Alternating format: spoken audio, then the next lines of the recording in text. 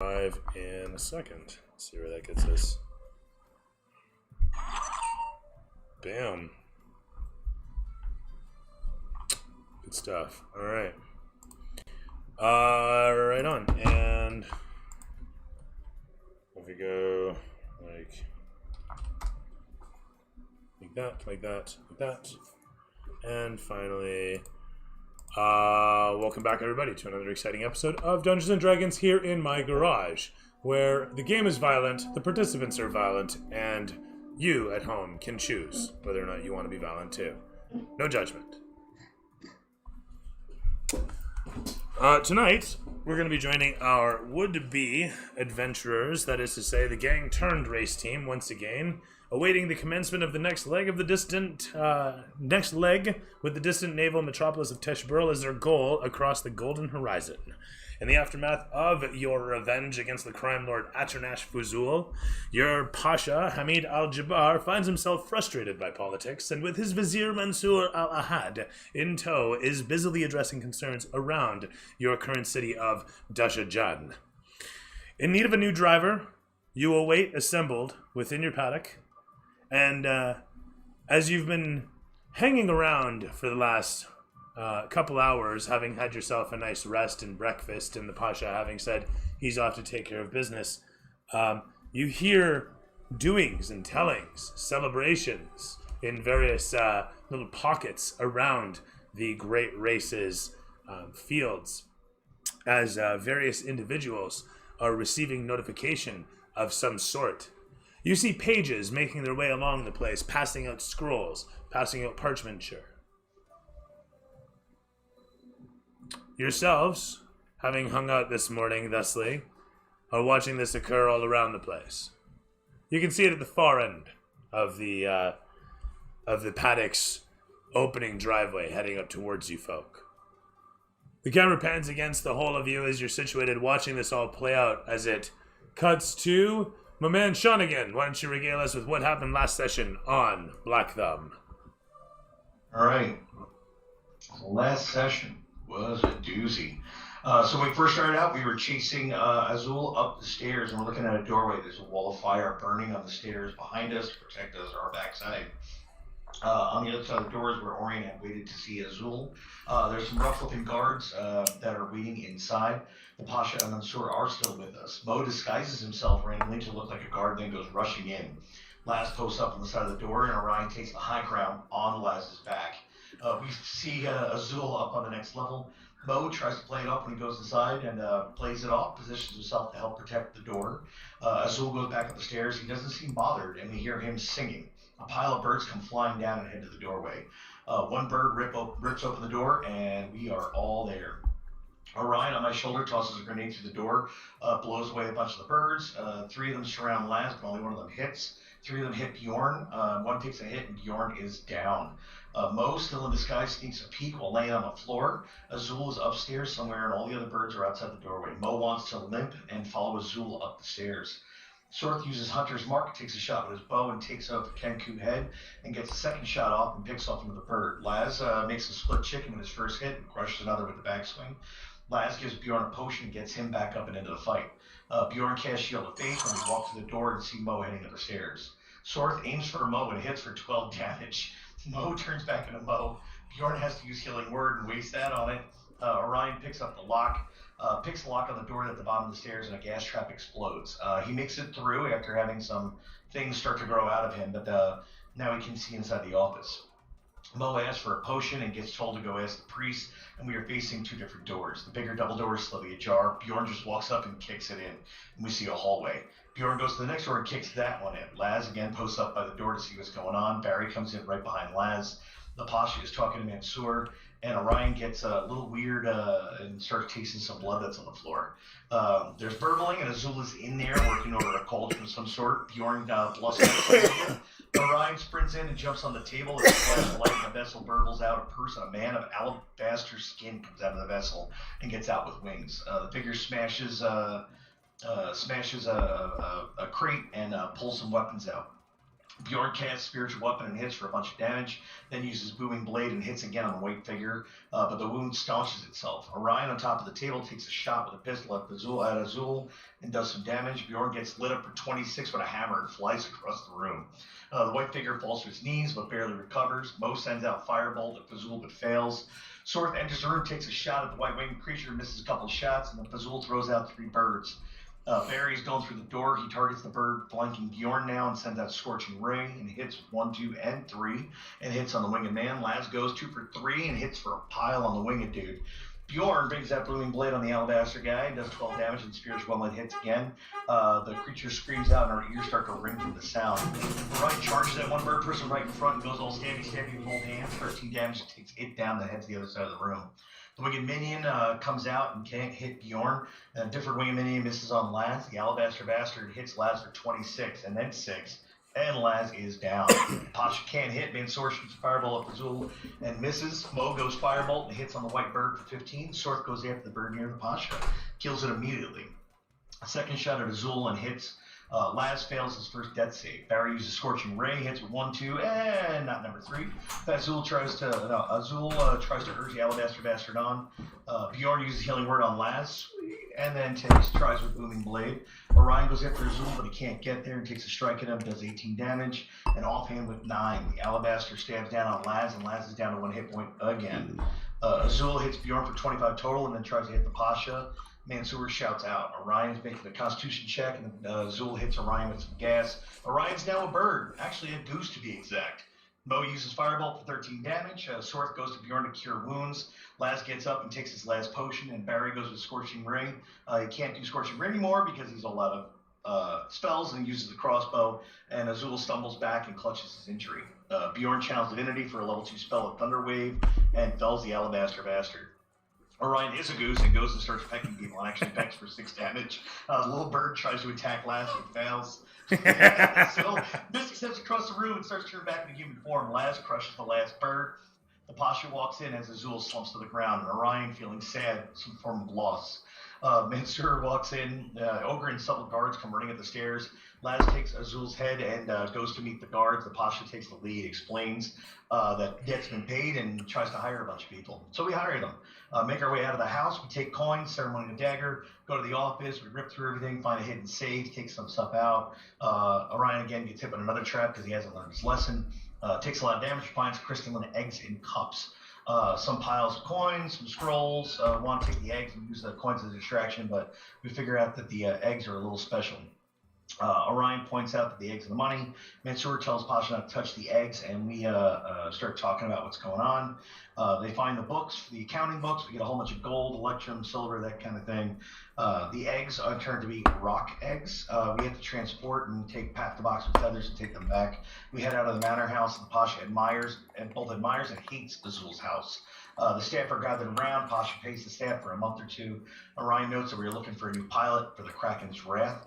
Officials from the city are responding to the house now. Birds fly out from the house, and Mansoor is fixing this all up. We took our experience points, and in the post, we see Mansoor and Pasha hanging there. Mansoor does not like it here. One of the parchment is a deed to Azul's pad, and that was where we closed. And so it is. Since then, the Pasha has been embroiled in politics for pretty much all morning. He's been gone for about 3 hours since breakfast, which occurred early, like crack of dawn style. Him and Mansoor were on their way out. They denied a body any sort of escort. They were like, we're going to, the government buildings. There's no need of it. The Satrapi's got enough guards. You guys can hang out, do what you want. You've earned it. That sort of thing. Otherwise, yeah. So, like I say, they've been gone about 3 hours so far, as it stands, having taken the documentation from Fuzul's residence with them, as you guys are hanging out. So you get about 3 hours. Since breakfast. Point being is, you're free to do or go wherever you like. You're currently. Quick note. Is that the next leg of the race has been pushed back allegedly 6 hours. due to some sort of political tie-up to do with law enforcement having been pulled away from security around the Great Race. So as a result, while they investigate the whole situation around Fuzul's place, there seems to be a bit of an hiatus. So the race currently is about, if I recall, 16 hours away then, technically, based on what time you guys got up. 12 hours from morning. 12 hours now, because it would have been like noonish you guys are launching, and now it's like evening that you guys will be launching.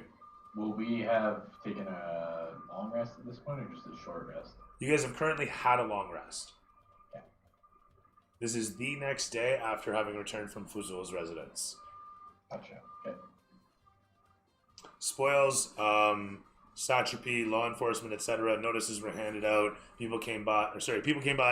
Notices were handed out, and as a result, I mean, your Pasha and his vizier were summoned in to discuss things, effects, handovers, purchases, debts, and etc. So what are you guys doing for about 3 hours? I mean, what does Bjorn do for about 3 hours? Does he just hang out, or does he have something specific that he wants to try and get done? Well, I think first and foremost, I've got to bang some dents out of my armor there. Okay. So I'd be looking for a blacksmith to take care of that and getting my halberd sorted. Are you trying to find one on the race grounds, or are you going to try to find one in Dashadjen proper, outside the race grounds? Would the race grounds have an actual? They'll have all sorts of blacksmiths. You're not sure if you'll find one that's good for personal armor, or if you do, that he'd be willing to help out a rival team. Yeah, so I'd probably be making my way into the city then. Okay, you make your way into the city. Throw investigation.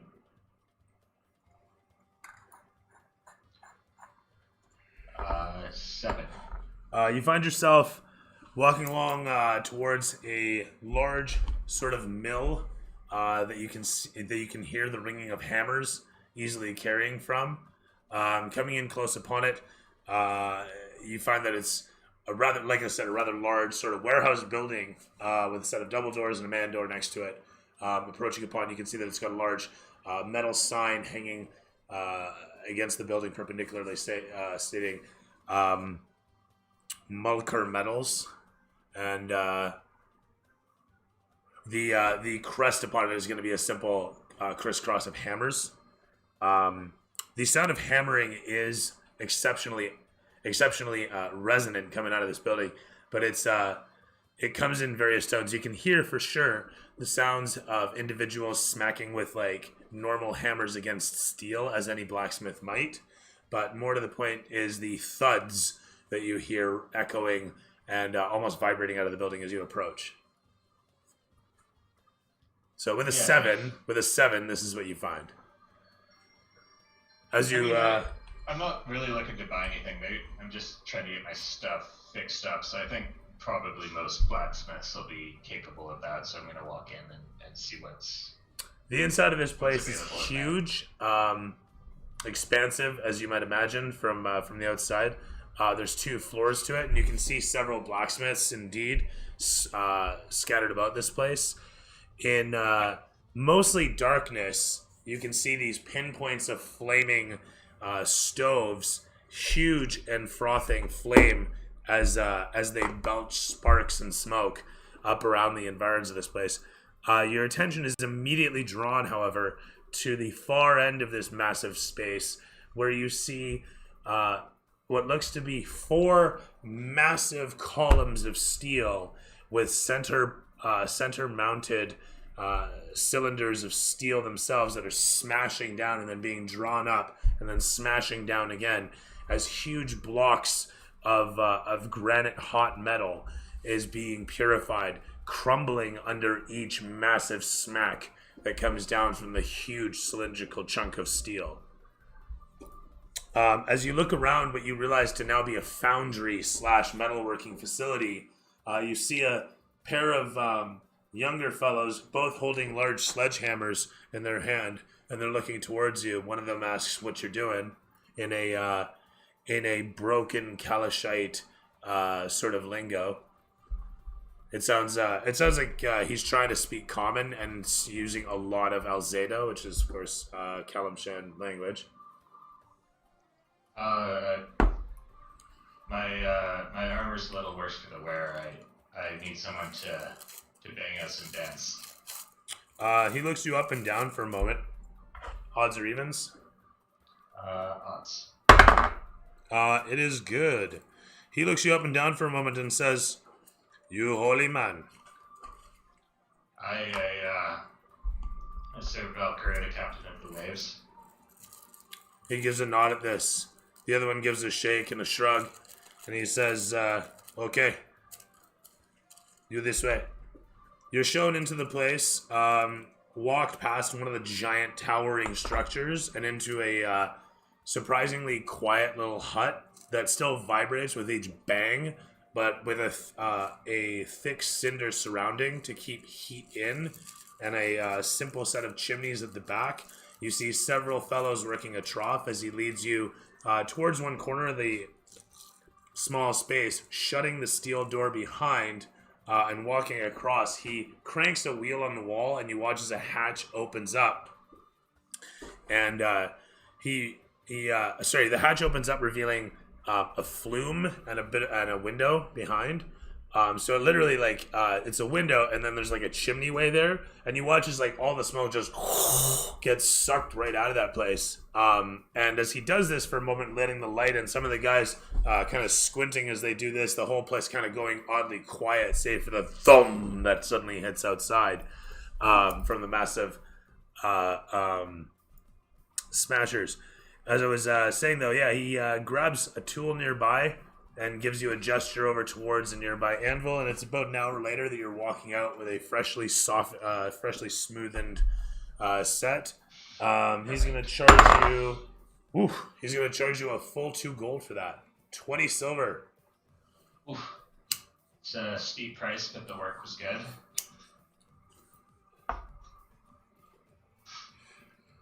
It's quick. It's quick, and it's quite good. As he, like I say, he takes an hour, and he's just got like a couple different hammers of different sizes that he whack, whack, whack, whack, whack, whack, whack. Gives it like these perfect little taps across, and bumps out all the little dents and whatnot. Afterwards, he gives it a quick coat of something or other, sets it out on a bench, and sparks up some small talk, asking you about what you do. You can roll me religion or straight charisma, persuasion, intimidation, your choice. Let's do religion.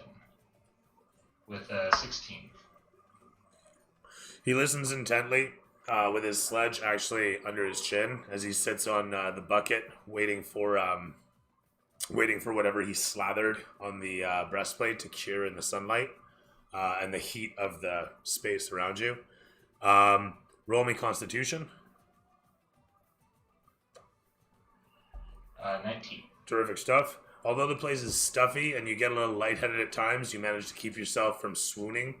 After that hour is up, and he takes his money, he gives you a solemn farewell and hands you a small, give me a sec here. Hands you a small gilded hammer. It's about a half-inch high. It doesn't have like a neck loop or anything like that. It's just a little hammer on its own. A little token, and he hands that to you. And he gives you a little mumble of a prayer. It sounds like that he speaks out in Alzado there. Afterwards, you make your way from there back to. Yeah. So this is a city built around an air temple, right? Yes. So potentially there'd be place to find stuff to make me, I don't know, jump further from vehicle to vehicle. Throw me investigation. God, I wish it was better at investigating. 13. Go ahead and throw it at advantage.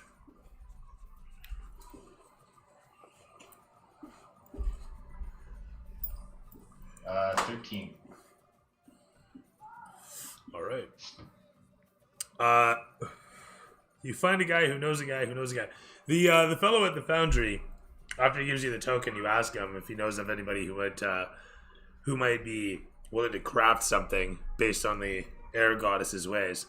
He says there are many priests around, and one in particular ended up in the role of a cobbler. He might be able to help you with what you seek. Otherwise, there are a few magi around town, and of course, the temples themselves, which, while they may be expensive given the tourists, will provide you with what you seek should you find the right acolyte. I think I'm gonna try my luck with the cobbler. All right. He tells you the fellow goes by the name of Mr. Song Si. He is from far eastern Karatur, allegedly. Having come into Kalam Shan, he speaks highly of the silk here, allegedly. And so it is. You follow instructions and directions, find yourself at said cobbler's residence. Some say half an hour later, so we're at now 2 hours, let's say, for travel times and investigations. And with that, I knock on the door and I say, "Hello, Mr. Sung Si." The fellow who comes to the door gives you a bow and says, "That would be my father," and he directs you inside. Inside, you see that there are two younger gentlemen who are similar in appearance and an older fellow at the back. You make the assertion, and a moment later are wheeling and dealing. As he explains, he can weave many things, and the whole of the room around you has a strange, sweet, almost aroma to it, if you will. There's leather, and there's the scent of magic hanging easily in the air. But anyhow, you're wheeling and dealing and talking to him about his talents, and he's telling you that he has all sorts of skills and he can sew just about anything.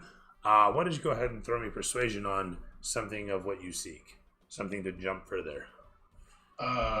So I'm a member of the team that won the first leg of the race, and I find myself just trapped on my own vehicle. I'd like to be able to leap from it to another one. He gives a nod at this, and and I rolled says, 11 on my persuasion. Oof.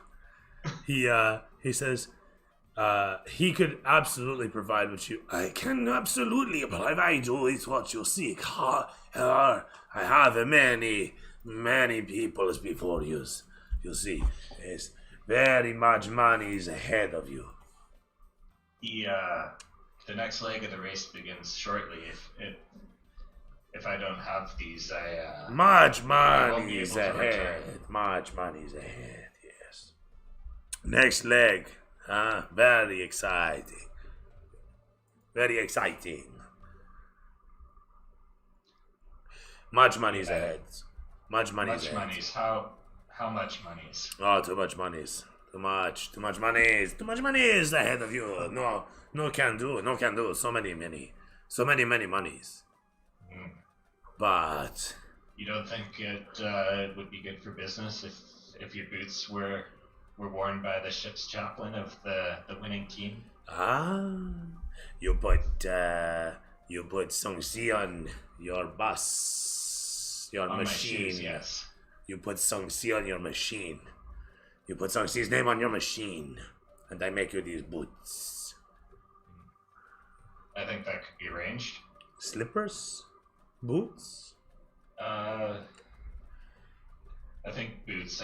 They need to be a little more durable. I know just what to do. I get in a fight or two. Okay, I make you these boots. You show Song Si where you are, where he is on your machine, and you have your boots. Can I get your name in writing? I don't know how to spell it. He does so, actually. He grabs a parchment and some ink, and he draws up how he wants it to appear. And he kind of gives you a gesture. Seems like he wants it to be about a foot high. Okay. I'll tell him to meet me back at the warehouse warehouse with the boots, and I can show him. Something come to you. Okay. For this I come. Yes. And then I make my way back. Done. From there, Dobransky, what does Sorth do? Sorth is starting to make a nice collection of random body parts he's picked up. Yeah, I want to mention the bus smells amazing right now. This is his home. This is where he wants to be. Yeah, so I got some rope and a couple miscellaneous parts. Can I just like string them all together and hang them somewhere in like the corner of the bus? There's not really. I mean, you can easily hang them across the bus, but there's not. That's about it, you know. And you could hang them the length of the bus, kind of like, you know, if you're doing crisscross, like shoelace style. You can 100% do that. Yeah, okay. So what's a necromancer? Nope. I know, right? For all the bodies he's storing here. Yeah, you're gonna start building some bodies out of these? Hey, you never know, man. Character development. Maybe I know a guy who knows a guy. Multi-classing. That's where it's at. Sure, get the freaking Minotaur Necromancer. Creating a character out of body parts does not count as character creation. Just point that out. Is that character development? Yeah, something like that. No, I just literally have a bunch of things. I got a minotaur ball, a bird's beak, a bunch of random meat.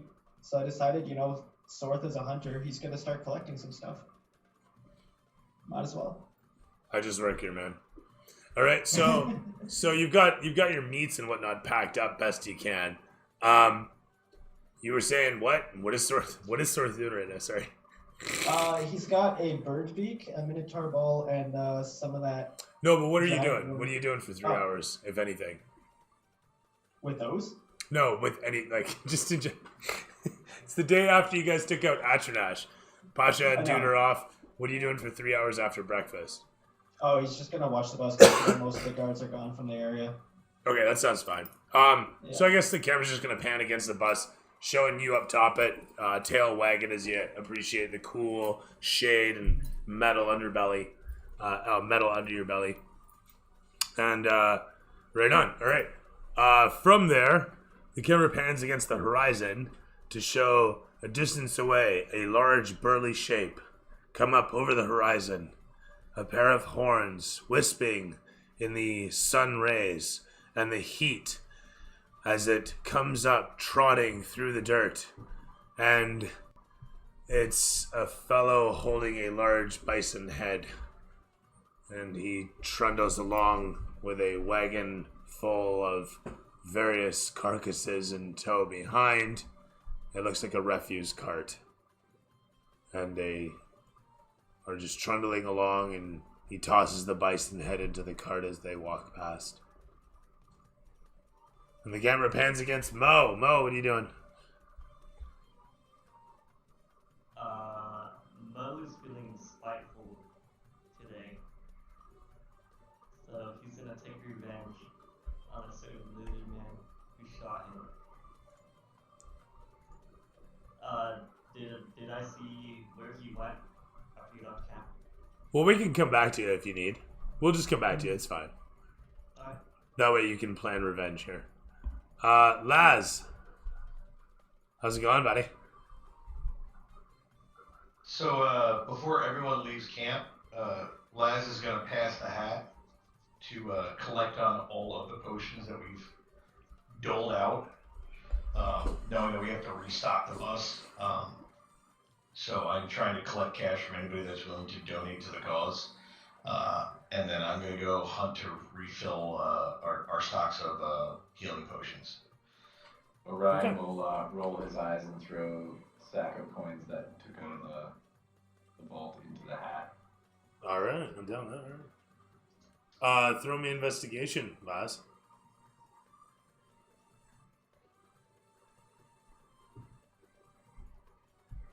Oh, Jesus. Investigation -1 is a 0. All right, Jeremy. So you rolled a crit fail on this? Yeah, I mean, beyond crit fail, it was a 1 -1. What's your passive perception? My passive perception. Did I show over something as I went 13? You take like 1 mental damage for that? You get led down an alley by a pair of kids, and one of them knocks on the door and says, "Here, hand me the money. I'll go get the potions." And so you do, not really thinking about it. It's unfortunate. But as the kid just crusts the door, you realize something's amiss. What's your passive insight, though? My passive insight is 10. All right. You don't see the situation. You see his eyes and the smirk, and you know something's wrong. He's still in range, though. Oh, I'm still in range. What do you do? Yeah, grab a little bastard by the scruff of his neck. Roll me an attack roll. Yeah. He's got a 10. Actually, I'm going to give him an 11. Watch him crit 20 and... Yeah! So now... If he crit 20s, I'm going to be like, you daintily pick him up like this. Yeah, by his shorts. Strike, right? I mean, it's up to you. I don't give a shit. You want to axe the kid, it's up to you, man. This is Laz, not me. I just work here, yo. It's a 10. Is it dead on?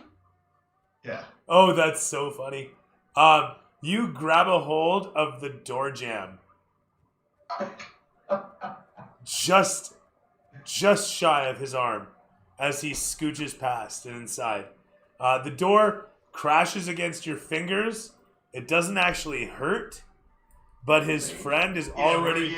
We're raging and kicking that door in. No worries. I just want to say his friend is already running away. However, being a rogue, he gets cunning action to disengage. That said, though, you rage through the door. The door itself exploding from its hinges. I don't even need an attack roll. It's fine. The door bursts from its hinges. There's all sorts of splintering and such. The camera gives a nice shaky effect. It's excellence. As the silhouette of you appears angry in the door and charging in, the kid rushing up the stairs just ahead of you looks back towards and screams and picks up his speed. What's your movement? My movement, walking, is 40 feet. All right, so you're going to catch him at the head of the stairs, it sounds like. So as you get up towards the top of the stairs, easily overtaking him with a double move, do you want to offhand strike him to try and grab him? Sure, let's give it a shot. Let's go for that. Now, what's the rule with the offhand strike? So it's just an attack roll, same as any. 11. Dead on then. So at this point, I'm going to need you to make me an athletics check. Oh, I don't think I'm making that. Athletics is 18 plus 6, 24. Yeah, I got a 6. So that said, you managed to snatch a hold of the kid. Odds or evens? Odds. Odds it is. He looks at you and he holds up the fistful of, the sack of coins with both hands. And says, I'm sorry. Yeah.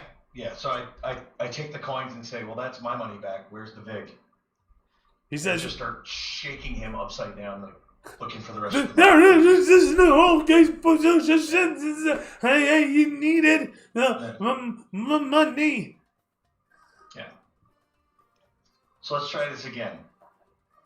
Where are my potions? You can get them at the temple.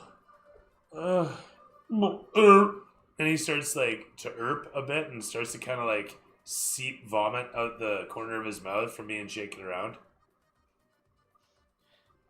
All right, if I've got my coins, he's getting a good sock to the gut to knock the wind out of him, and I'm gonna make my way back to the temple.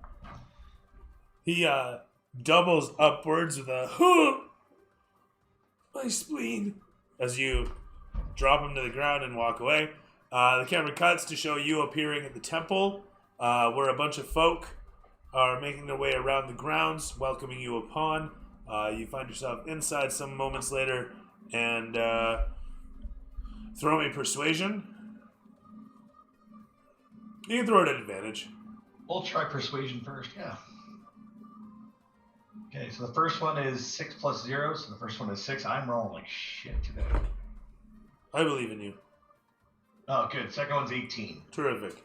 With that said, they appreciate your candor as you ask for potions in their language, and they take your gold, count it out. You watch as they actually bring out scales, weighing out some of it. They look at you and hand you a sack back with what looks like 16 of the gold. Sorry, how much gold did you give me? Orion, what did you pass over to me? What was Oh my the total? goodness, guys. How much gold is there? It was the sack. I thought we put it down somewhere. It was 328 gold. We had 328 gold, 4 platinum, 250 electrum, and 500 silver. So I'm assuming we didn't take all of that. I'm assuming that you just tossed me some change out of it. I mean, I had 60 gold on me already. Right. So what's a sixth of that? I mean, real quick with the Excel. I don't know. What was that? 50 gold, right? 50 Something like that. Yeah. So I had like 50 gold, 1 platinum, something like that in there. All right, fair enough. So they take the 50 gold and they give you back the rest.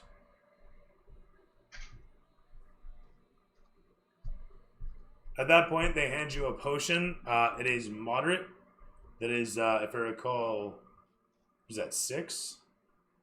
No, hang on. That would be superior still. It's 4d4. That's 44.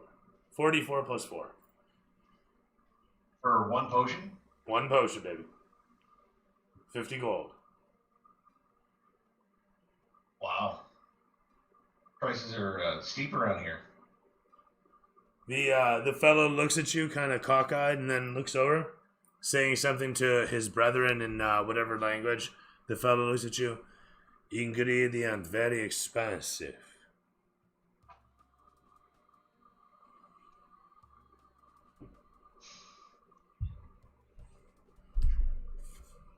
They keep staring at you for a moment, and then finally, thank you, my son. Go with grace. Last just staring at them. The camera's slowly lowering down. Do you really want to do this at this moment? I think persuasion has failed. I think intimidation is now in call for. Kind of one of those moments of, I'm not trying to outwardly tell them exactly that it's either highway robbery or they haven't met my demands. But that's one of those kind of like, are you sure you want to tell this big, large, hulking person that this is what you're giving me for 50 gold? So do you want to... Like, where's the other 5 is really what I'm asking for. Like, I expected a batch of potions. I did not expect a potion for 50 gold. For 50? So, yeah. Honest to God, that is horrible. Is that what the normal going price is? For 2d4 potions, to be quite frank. But not that Laz knows that. I'm just saying that's... No. That'll only make this worse, which I love.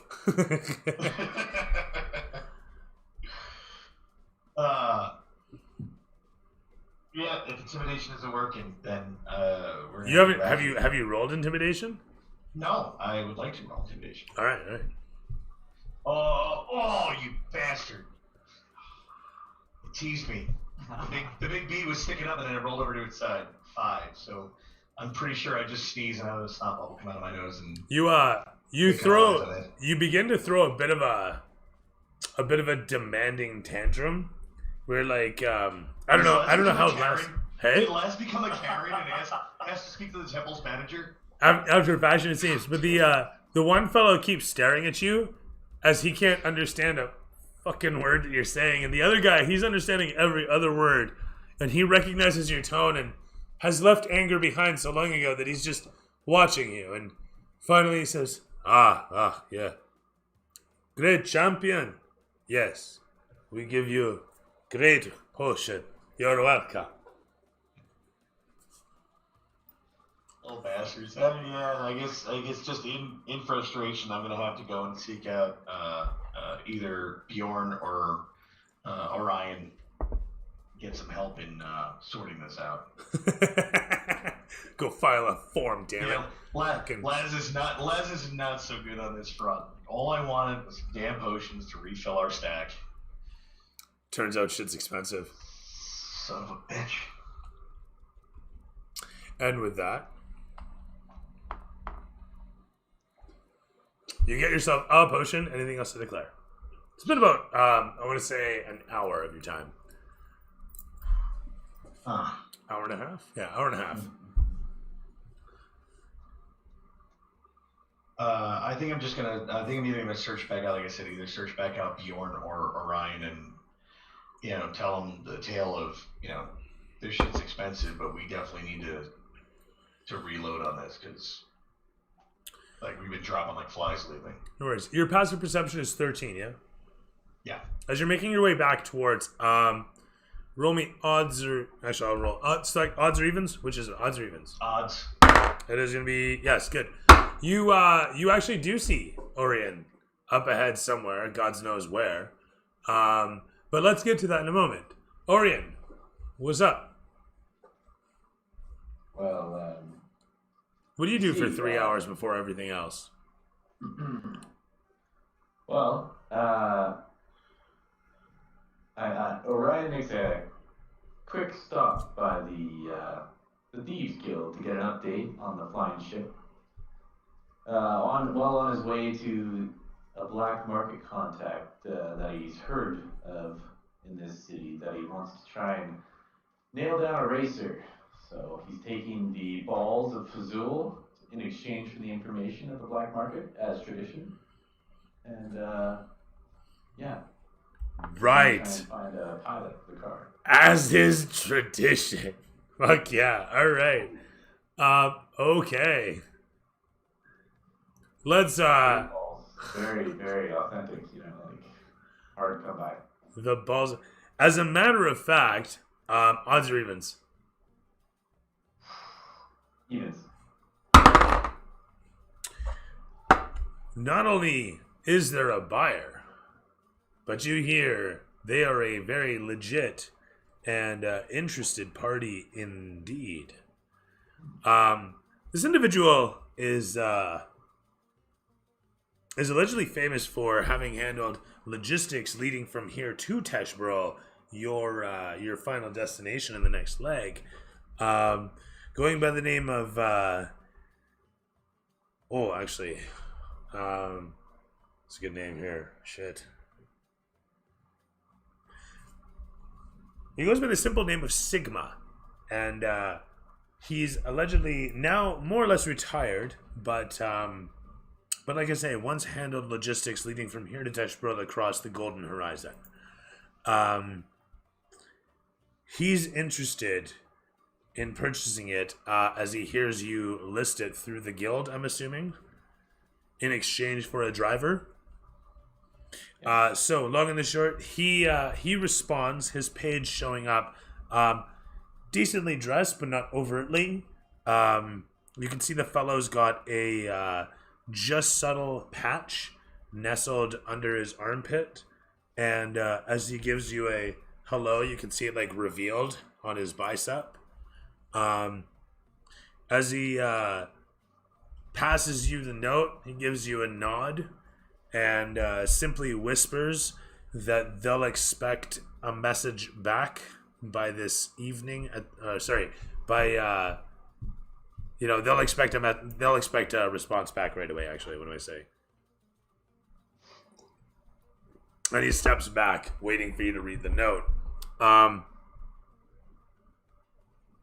In short, the guy simply says that he finds what you offer of great interest, and he formally invites you to come discuss terms. Excellent, yes. We shall talk. Does it say in this information that you have given me where we should meet? Or is there a particular location where Sigma would like to discuss the future of his potential employment. The fellow simply gives you a smile at this and says you're welcome to see him at his residence at your earliest convenience. But not to delay, as Sigma does have gardening and lunch to attend to. Yes, I would not want to interfere with his scheduled gardening. I understand, got to keep those plants happy, so we'll be by quite soon as the next leg of the race starts in quite a hurry. So you can expect us quite shortly. The fellow gives a nod and takes off. 1 sec.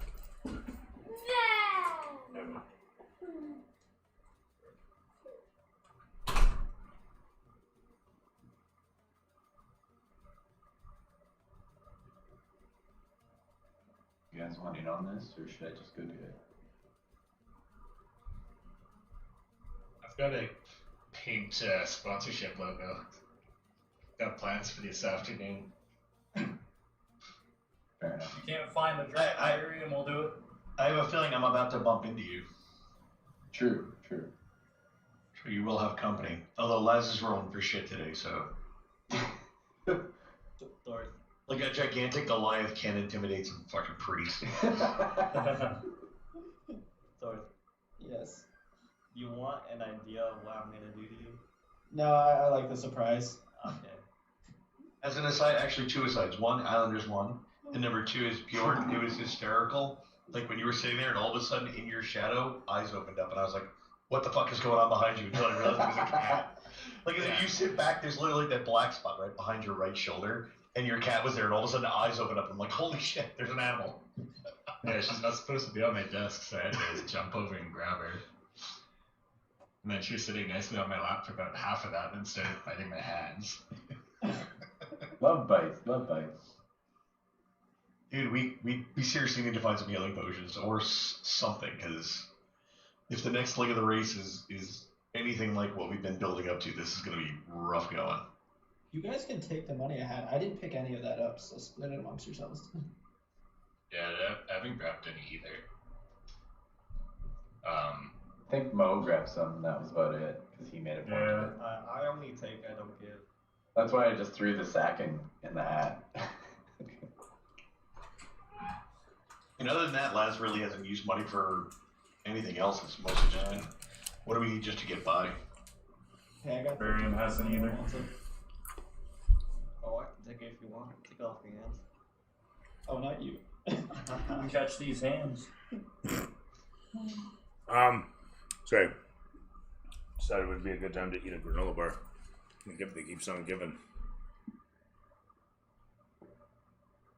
And I love the floating head that just pops up. Yeah. I was just gonna say, is that Dune 2? Was that the Jodorowsky version? That's right. He's not now, Jodorowsky? so he gets to stay up till 8:30. No, we're gonna bump it up here soon to 9, maybe. We'll see. Sorry. So where were we?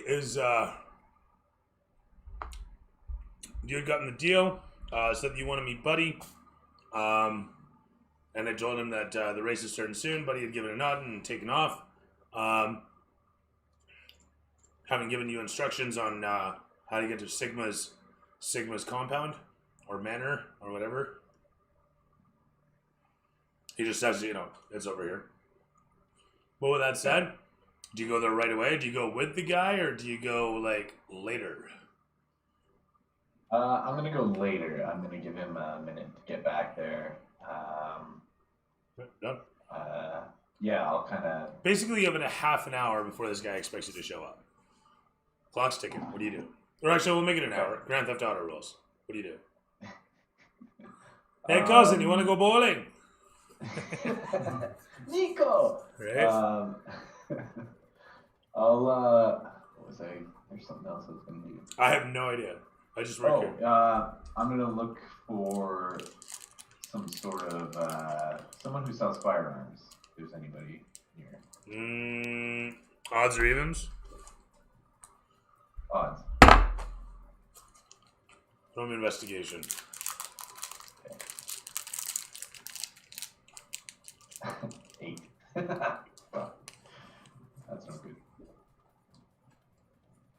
You hear that a guy was here in town, but he had to leave last night. He's headed for Teshburl to get ahead of everybody. Man. Alright. Maybe I will. Is there any other stores I know about that might sell, like, not like your general stuff, like unique things, knickknacks, or like a magic cape, or anything like that? Throw me investigation. Alright. 13. You find yourself milling through pawn shops for about a half minute before you suddenly realize, holy shit, you're gonna be late. You don't find anything, no. I will quickly depart. Well, odds or evens? Odd.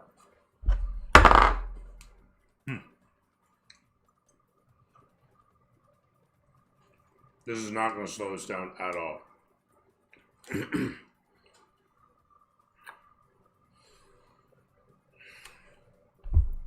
You find yourself entering in upon the compound, which is in fact a compound, although small. More like a fenced manor, if you will. It's got a smattering of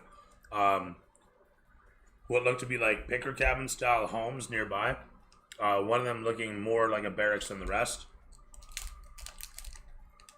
You enter in upon the manor grounds proper and find yourself greeted by a guard. The fellow's dressed more or less like a militiaman. He's got a small spear in hand as he directs you inwards. Do I happen to cross paths with Laz on the way, or is that after?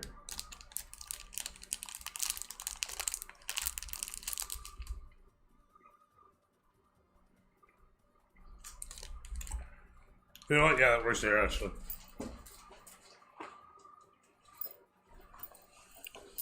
Also, in case I forgot to mention it, 25 experience for the intro as always. Thank you, Sean.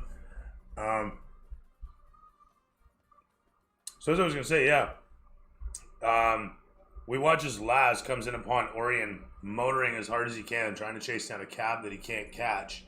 Quite literally a carriage that won't slow down for you.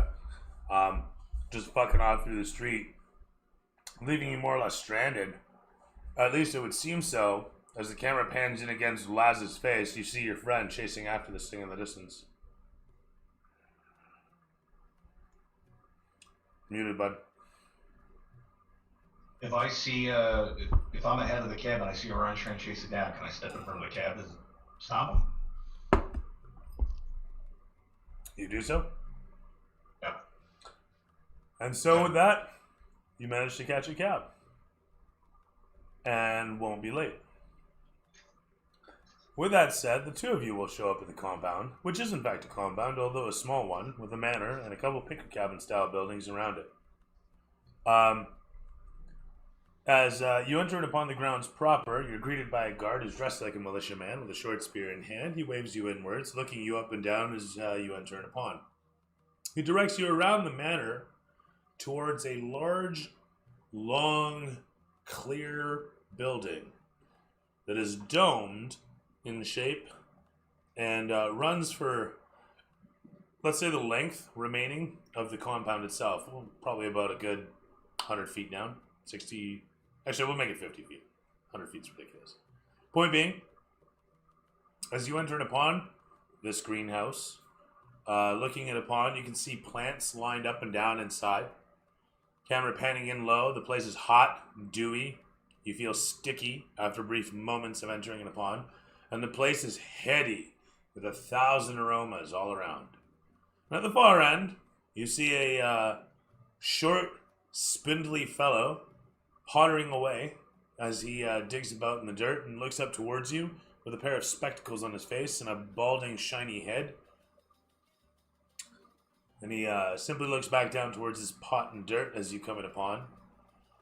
You and Laz, framed by this massive dome all around. Laz, you're surrounded by all sorts of flies that buzz past and overhead as they get caught in nearby spider webs. and you watch the spiders eat those, and suddenly you watch this like baby spiders. Anyway, whatever. I'm gonna get into this like whole life of circle of life thing that's just gonna fall flat. But point being, as you're watching it all happen around you, it's really something else. Wow, look at that. Directed by Michael Bay.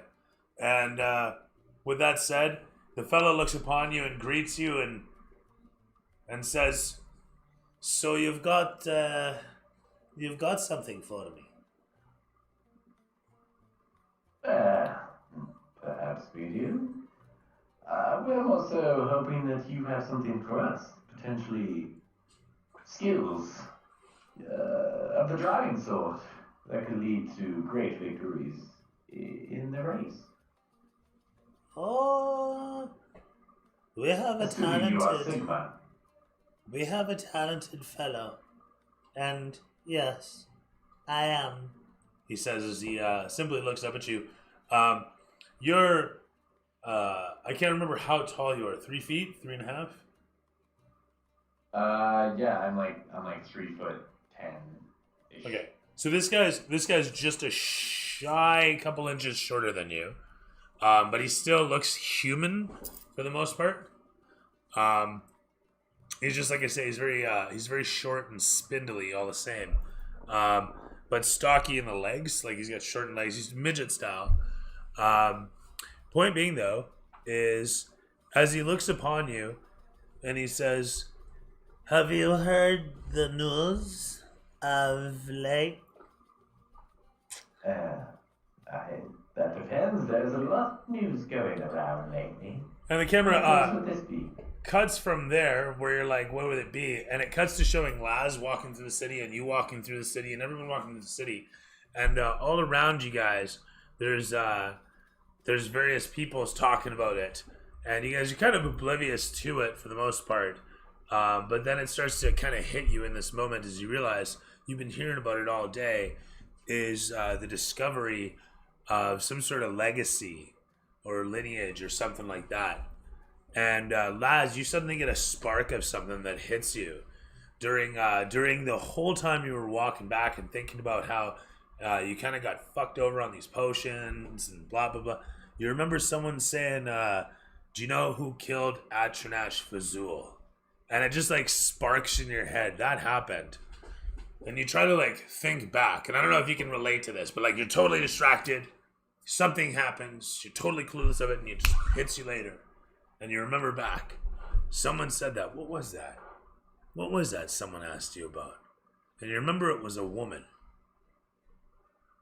It was a short woman, like a human woman. Not like a really short woman, but like shorter than you. But like not really short. But not like really, really short. Not like Orion short. That would be too short. But like sort of short. Kind of like Sorth is short. But Sorth would be tall if he stood up straight. Sorth would be really tall. He's kind of big too, that guy. He's a tough guy. You know, scales and all. It's kind of like Barium tall. You know, if Barium would stand up. But he's always bent over on the machine. Not tall like you, always having to hold the axe, having to hold the stuff. You know, like you're tall, right? And then big. And I love how you completely captured the hamster that's inside that brain. But not that short. So that's, you know. So where was I? Sorry. The hamster's run off on me, it seems. Sigma looks upon you, being as tall as he is, and he adjusts his spectacles slightly, takes them off, notices how dirty they are, gives them a attempt at cleaning, watches them smear, gives a huff, and puts them away with a smirk. He then reaches over to a nearby pot, pulls a plant off it, tears a piece off, puts it in his mouth, and starts chewing it. And then offers it up towards Orion. Come on. Oh, thank you. As you take it, you watch as he suddenly blows a bubble of something, and it pops all over the front lower half of his face. And then he just like kind of... Orion's going to think about this after seeing it and assume it's some sort of traditional like greeting or something, and he's going to do the same thing. Throw me... Well, I mean, let's be honest. You have no idea how this is done, and you spit it onto the fellow. It bounces off his chest, and he watches it hit the ground, and he says, "That always happens the first time. You'll get it in due course." And my apologies. he pulls off another bramble, and he gives it towards you. And he says, A legacy's been found. So the celebrations commenced. That lucky bastard. I never would have expected him to be a racing sort of fan. And the fellow walks over towards one of the pots and he is like potters around some further flies buzzing nearby, landing in spider webs, getting eaten, birthing new spiders, that sort of thing. Anyway, he says, the fellow, Godwin. Have you heard of him? Godwin's Godfrey. I've heard things. Laz, you've heard things of Godwin too, haven't you? And Laz is just like nose deep in some of the flowers, just checking stuff out. That's fair. That's totally fair, actually. Like, kind of like, do I eat it? Like, I just questioning, like, well, if that guy can eat things, can I just eat random things? Like, what are we doing here? You find yourself at peace such that you gain 2 temporary hit points. Sweet. Where can we find this Godwin? And will he be willing to work with us? Do we need to come to some sort of agreement, or is he actively looking for a winning team? Oh, Godwin's not interested in it. He's not the sort for this. No, he's not a racing fan. But he has that legacy. How he got it, who's to say? Show me these balls, he says after a moment.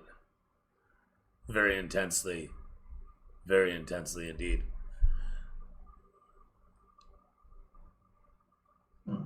Interesting.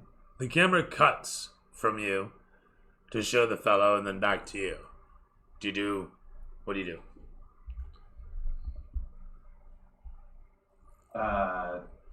Sorry, you said he's in the back? Oh, he squared off with you. He's right there. He's not doing anything special. He's just right there. Sigma, you mean? No. Yeah. Okay, sorry. He's just right there with him. I'll just I'll chew that gum or whatever he gave me. I'll start chewing it, and then I'll just kind of look to him and just say, What is it that Godwin... Well, what drives Godwin, and how can we fulfill his legacy? You say he is now part of the legacy and he is newly into this position, and I would like to help him fulfill this. Godwin? Huh. Godwin runs a gentleman's club. His interest is pussy. Oh, well, I can guarantee him a whole desert full. Guy pottering around for a little bit further, then he looks up at you. No, he simply has the legacy, the crystals, the crystal cup from several years back. 10 years ago. Fuzul was very angry about it. And now he's gone. Show me those balls. I'll throw one of the balls onto the ground. You fish around for a moment, pull it out, holding it aloft, and toss it forward. That is what's left of him. The fellow just picks it up and he looks at it in the sunlight. And he fishes around for his spectacles and he pulls them out, and the camera pans against the testicle through the set of glasses, and it focuses in upon there's suddenly an eyeball, an iris that appears within the testicle, and it pulls back a little further, and it shows a lens being held by barium. It's gross, I know, but it's a reach. Anyway, yo, barium, what up?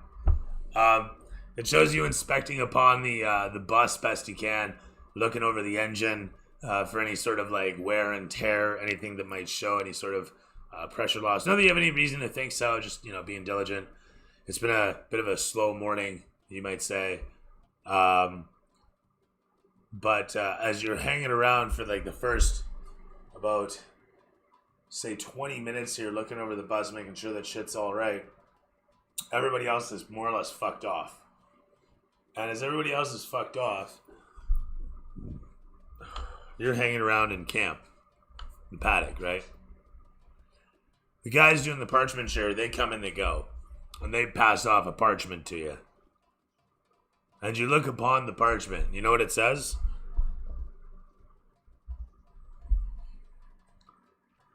No, I don't. Celebrating the discovery of Rico de la Vega's legacy, the Crystal Cup, courtesy of Godwin Godfrey. Come see, come see. And then it's got, of all things, the Gentlemen's Club listed as the venue.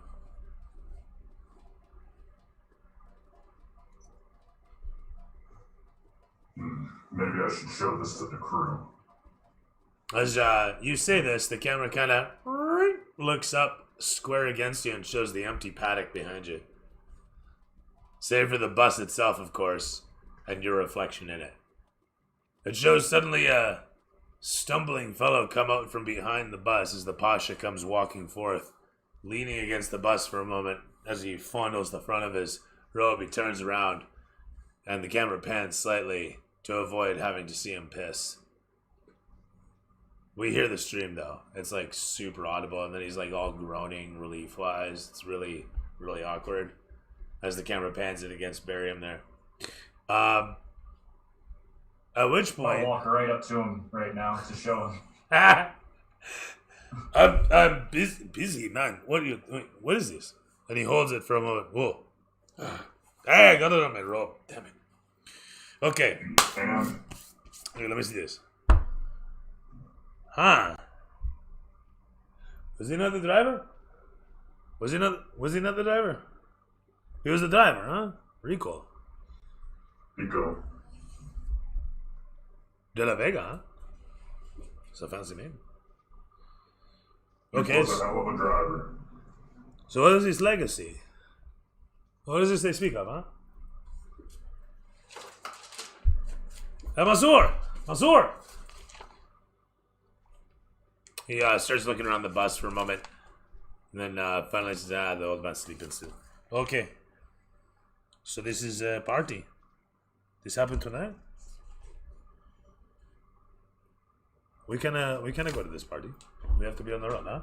You have to be on the road. I could go to the party, I suppose. Are you saying I should go to the party?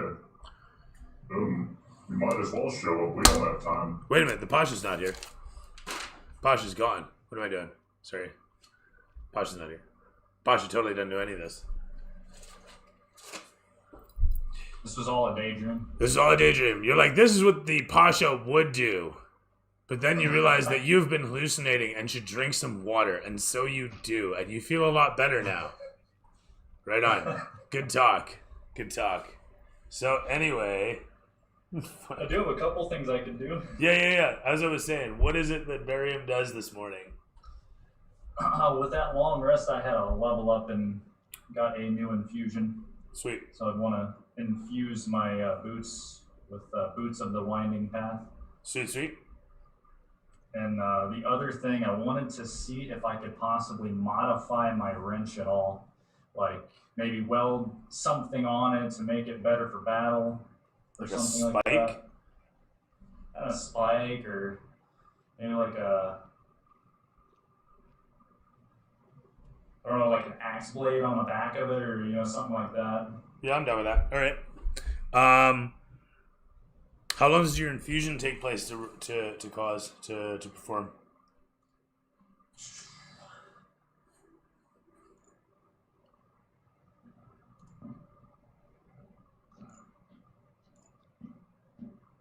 That's a good question. I think it's during the long rest. Is it during the long rest? I thought it was like an actual thing you had to do, physically. I know you learn it during the long rest, but I thought you actually had to infuse it, and it took some time. I think it was right. Just as when you finish, you can touch an item when you finish your long rest. Oh, really? Really that simple?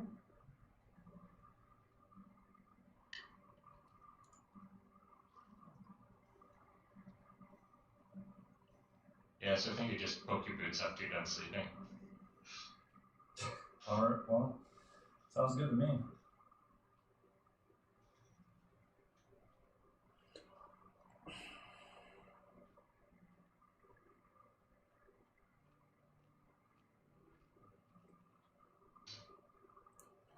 Sorry, where were we?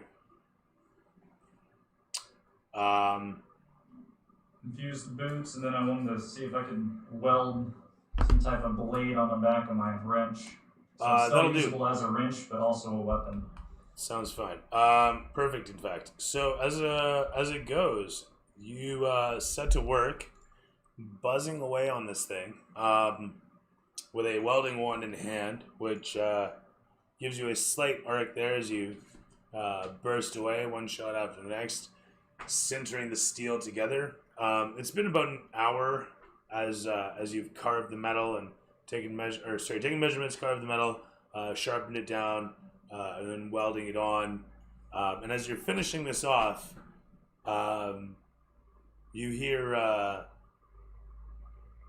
voice from the paddock's entryway. You look up to see a stocky young woman, mulatto skin and dark hair, short cropped, or is it bound up? You're not sure, but she keeps leather armor, and for armament, she's probably got a small hand crossbow that you can see situated at the small of her back, just sidelong.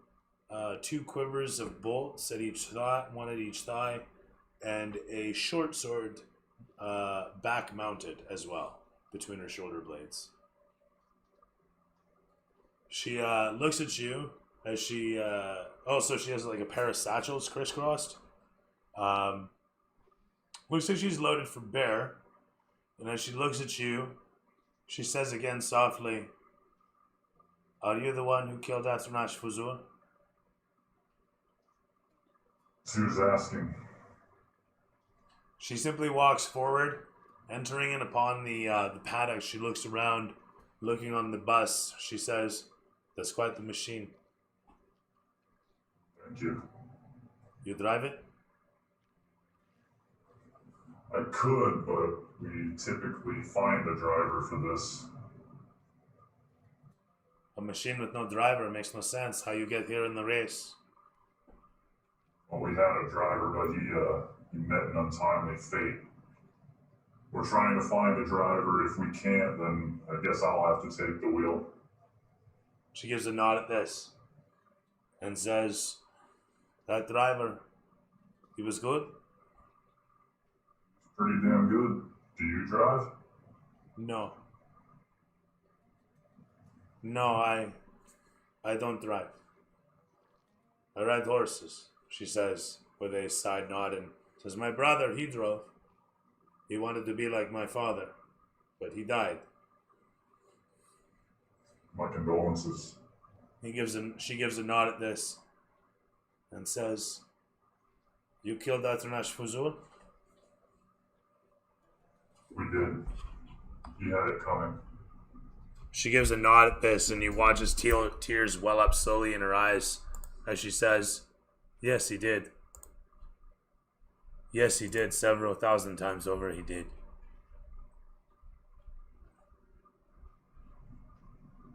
I have nothing but thank yous for you. Perhaps my father can be laid to rest now. She steps forward and says, "My name is Sophie de la Vega. My father, Ricardo, he had to run away many years ago for Fuzul. And he come back. He is passed now. His Is this legacy." Ricardo as in Rico? She stops and she looks at you and says, "You did not know his real name. He could not be known for it. He was known in driving circles as Rico. But his name, my father, is Ricardo."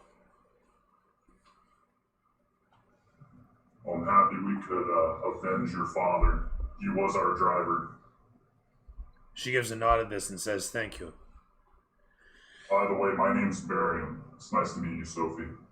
She walks forward and she extends her hand. Taking it, she gives a little curtsy and steps backward to the bow. She looks around for a moment and says, "There is another matter that I had hoped those who would kill Fuzul would be interested in." Well, the rest of the team isn't here, but you're welcome to tell me about it, or you can wait for the rest of them to get back. They should be back in a little bit. She gives a nod at this and says simply, "Very well."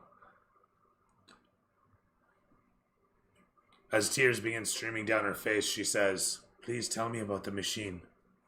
And the camera crossfades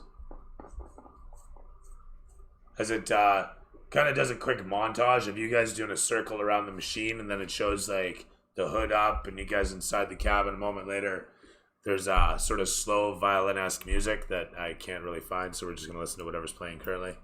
It's good enough to do. But we crossfade from there back to Laz and Orion, who about this time are standing square across from Sigma, who looks up at you. So, Did that wrench get an upgrade in damage, by the way? Sorry to... oh, yeah, by the way, what is your damage before? It was a 1d6. Plus 2. If you double hand it, I will let you do a d8 at this point, cutting through.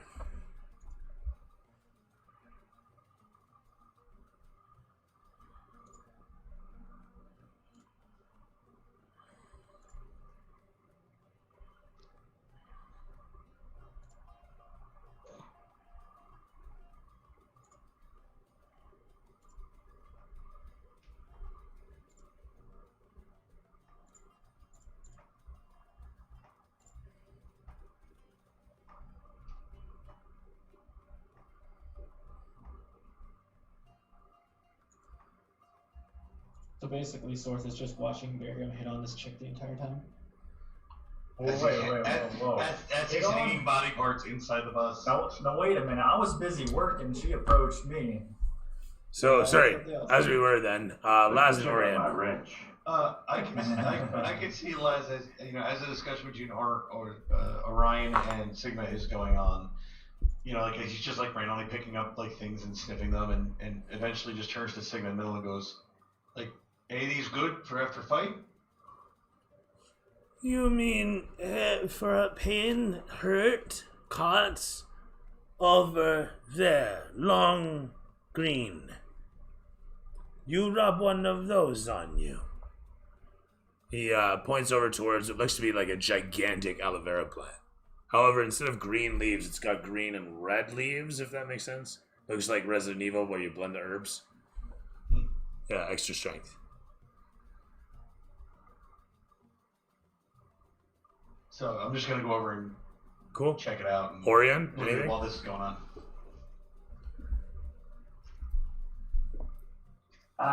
Laz, make sure you grab the one to help with your little thingamabobber. You have those issues with it. We won't talk about it right now. I won't bring it up, but You mean you? No, I'm like a black stallion. No, you're my little problem. Yes. Anyway, back to business, Sigma. This is fabulous. I love it so. I'll plant it under a tree and tell people it grew from Fuzul's remains. I was going to suggest that it would make great fertilizer. Great minds. Yes. So a driver. Yes. I do have an individual in mind. I should think you will enjoy their company on the open horizon. They've always satisfied my needs when I need a driver. I'm sure this opportunity won't go unwasted on them. Terrific. That's what I love to hear. Please do indulge me. Tell me where I can find this driver. I'll have them sent to your paddock straight away. They'll be ready to go when the time has come. Fantastic. And I must ask, is there anything that you are expecting out of this deal, or is this just out of the goodness of your heart and fulfilling the legacy of a young lad or lass? He just stares at you for a moment and he says, "The other testicle, short thing." Yes. Of course, it's always the pair. God damn it. Fine. It will be sent to you, and if it's not Fuzul's, it will be someone of just equal caliber. I assure you. He looks at you up and down and he says, "We had a deal. 2 testicles. I want Fuzul's balls in my hand now." And he struts this short, stubby mitt forth on a long, spindly arm, angrily sweating at the brow as his whole head goes red. But there's one problem. Can I roll a deception check to make him think that Fuzul only had 1 ball? Yes. Thoroughly. Okay, I rolled an 18. Oh, shit. I mean, this guy wouldn't fucking know, so I'll roll it at... Oh, God. Is he gonna believe you? I'll roll it normal. 18? Oh, man. Yeah. Okay, this guy's got a +5. Ready? Here we go. 8! 10 + 5, not good enough. He looks at you and he says, "No!" Yeah, I'm telling you, he only had 1 ball. He just holds the ball, shaking in his hand. So suiting, Fuzul. You were always half the man I thought you were. Oh. Exactly. As he stares down into the Yes. remains of the man's scrot, storming about what worthlessness the remains are. Anyhow, he gives you a nod at this and he lets you go, saying that the driver will be along in due course. To watch out for a fellow by the name of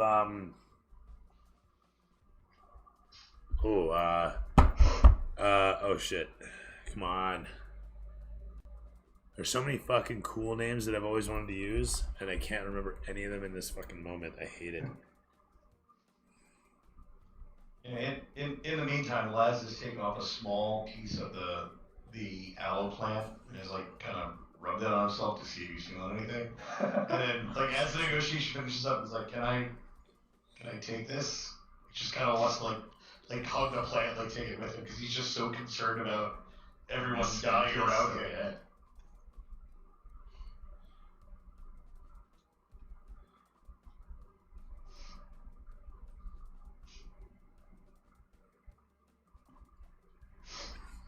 So, we'll say it gives you 3 temporary hit points, so you gain 1 more as you kind of like salve it over your eyebrow, and then kind of like the other eyebrow, and kind of tingles there. So you rub a little on this nipple. That's all right. Yeah, right on. Another little bit on this nipple. Sweet. Hey, what if we do like a trail? Hey, the whole trail tingles. What if we just like slap it the whole? Yeah! Before you know it, there's like a whole leaf. You kind of look for the bare necessities. It's great. So you now have 3 temporary hit points. And the old man's looking at you, kind of side-eye, and then looks over, like he's not even perturbed. He didn't give a shit. There's just like used leaves all over you, but there's still a jungle over yonder, so it's not a big deal. What else is there? Sorry. Right, so I guess at this point you guys are taking off from there. You guys are concluded, yeah? Right? Cool. Cool. Heading back towards the paddock, as it were. You guys arrive in a pond. Bjorn, I assume you're making your way back to the paddock and are going to arrive in a pond around the same time. Sorth, you've been here the whole time. Mo, you wanted to interject upon whatever Orion was doing. Sorry. No, I wanted to sabotage Sorth. Oh, okay, the other one. All right, cool. So he's been hanging out on the battle bus the whole time. What do you want to do? So this is before Orion left, right? Or now? Technically, sure. Okay, so I'm gonna go to him and ask if he still had some explosives. That's between you guys. You're asking me for explosives. Yes. I require their service. Listen, Mo, the last time I gave you explosives, you lit yourself on fire. This is for the race. For the good of the race. Well, what are you doing? Tell Unky. I need to know. Can I roll deception on him? I mean, you can. Say it's for it's backup. I'll use them as catapults for extra explosive damage on enemy ships. That's what I'm gonna tell him. So how does that work? Do I roll deception too or something, or a d20? Or... So he's trying to get past your insight with his deception, so you can roll insight against his deception. Okay. I rolled garbage roll, so please roll garbage too. 17. That is not a good roll. So you sputter and try to make some shit up, but Orion can see through a kid's lies. Listen, you little shit. I'm not buying any of this. And frankly, I don't have time for this. We need a driver, and the race starts in like 10 hours or something. I don't even know. I got things to do, and you're messing around here with Unky, and Unky's in a bad mood. All right? Stop, Rosa. Tell me what it is you want.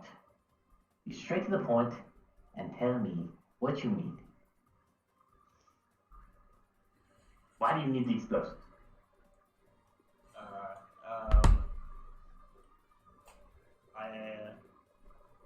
I start preparing a fireball and try to intimidate him.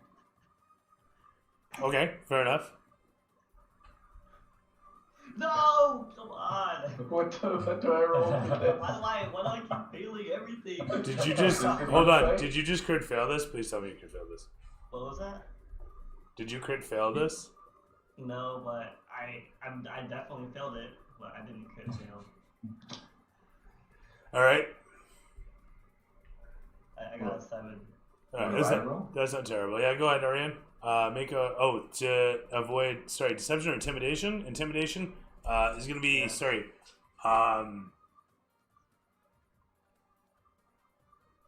wisdom save. I'm pretty sure. Shit, no. What is it? Please roll a 1. I will pay you actual money. Just kidding. I can't remember what it is against an intimidation check. So like a charisma save, I'd imagine. Charisma or wisdom save is what I'd roll. I can't remember offhand now. I rolled an 18. Man. Whatever it is, rolled high. Fuck. Yeah, he's nonplussed. Orion is unscathed. Tell me more, little boy.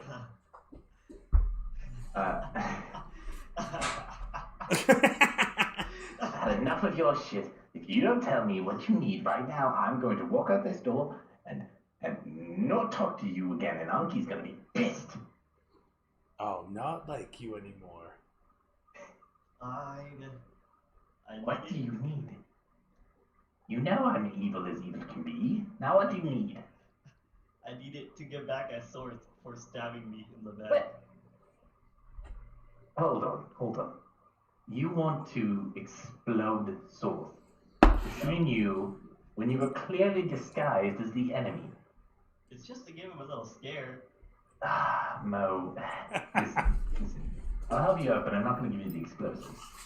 I'll distract Source, and you piss on his chicken. How about that? That's not enough, though. Well, Fear for his life. Wait. Steal his chicken. There's nothing like stealing the food from a lizard man. He'll be panicking. Stealing, huh? That's actually... Alright, listen. I'll go talk to him for about 10 minutes to give you enough time. Thank you, love. And you do something. You do what you gotta do, and then I'm off. Nothing of bullshit. Okay. I'm gonna go look around for like a large bag real quick.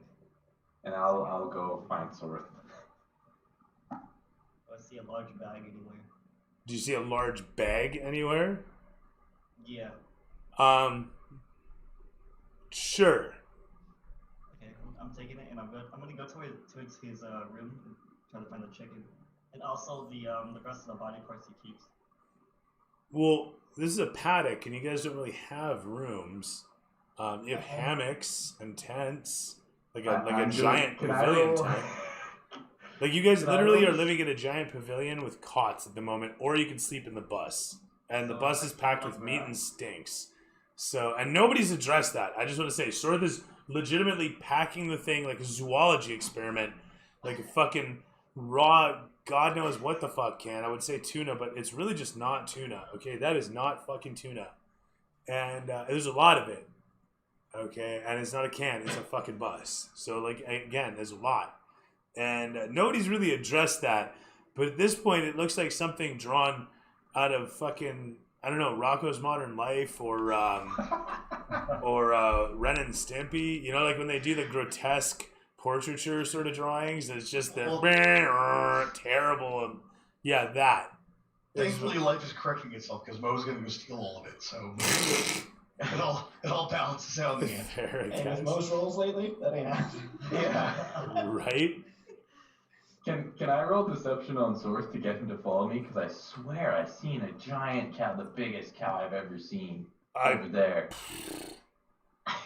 I mean, sure, I suppose. It really depends on whether or not Sorth is in the mood to go chasing after a cow at this point, but I mean, I'm not, I guess. I'm actually quite tempted, but you know what? Let's go with it. I was going to say. Shit, I crit. You quit? 20 plus 8, 28. You raise an eyebrow, opening one yellow eye to stare at Orion, and sniffing the air, you smell the strange sweat coming off the short man thing. And you know he's full of shit. Oh, no, he crit. Oh, he crit. I crit, yeah. Oh, fuck, never I mind. didn't even roll. What do I roll? Because what if I crit? Yeah, what if you crit? Let's see this. Yeah, what if you... I rolled It's 28 total. It is a wisdom save on this. Deception? Yeah. Oh, it's insight, sorry. It's insight to roll against. Alright, well, either way, I got a 6, so. Fair enough. It is a shit roll. With that said, yeah. So, Moo Cow. Sorth, I swear I saw the biggest cow I've ever seen right over there. You want to go get it? We can go hunt it right now. I drop everything and just go. This thing was name of the gods. You easily and ever so expertly slip, rolling off the top of the bus, landing down in the dirt with the strum of guitars, as you have already in your hand all of your gear. Just no fucking good reason that it should be there at all, but all of it's in your hands. Totally there. You're ready for bed. Cow, baby! Anyhow. And you head off with Orion? Yeah, I'm just gonna follow Orion. He's leading, so. That's I'm that. like rushing too, like, come on, let's go. Fair. Before it gets away. Away you go. So with that said, Orion's leading away. This slight distraction brought to you in part by Mo. What are you doing? So, I spot all of his belongings, right? All the stuff he brought, all the parts of the chicken. Well, I mean, you can grab like a chicken. You can grab some shit in this bag, but you are underestimating the sheer magnitude of what Sorth has stowed. If you think you're gonna get it in one bag, Okay. you are sorely mistaken, my son. It is not happening. You are gonna need a lot more bags. You're gonna need a bigger boat, in fact. Hey? Are those chickens alive? No, they're very dead. Okay, that's good. So Everything is very dead. Yeah, I'm gonna put a couple into my bag, and I'm gonna use the bag to start swinging it towards the chicken, to like try to knock it away from the site. Oh, you just want to like hammer throw it out? Yeah. All right, done. You hurl it away. As much of Sorth's food as you can, you throw away from the paddock. Where it lands, I'm gonna use mold earth to open up like a little pit, Okay. and then I'm gonna bury it. And just swallow it up. That's cool. Done. Yeah. Okay. You take a bunch of shit of sorts, like meats and whatnot, chicken, whatever you can, and it's gross. And you're literally just grabbing raw, bloody everything and just stuffing it in this bag, and then dragging it off the bus. And everybody's lost interest and gone about their own thing. And everybody's left the paddocks, and for the most part, everyone's doing their own whatever. And this happens, and you huck the thing away and you bury it. Is there anything left? I mean, there's quite a bit left. Okay. I'm gonna start to smoke it then. I'm gonna grab a torch and start burning things. How? With With which? I'm gonna use control flames to concentrate the flames with the torch onto the meats and start like torching them. Okay. I mean, I applaud the energy, but it's going to take a lot more than that. The torch is still just a torch, despite how you might control the flame. It's still just a torch flame. It shows you messing around with this, though, as you control flame and see that it's not working.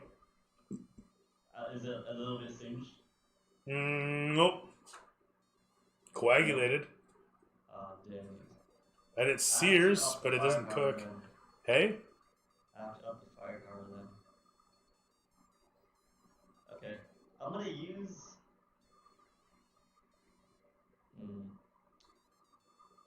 Okay, I'll use burning hands to light it all on fire.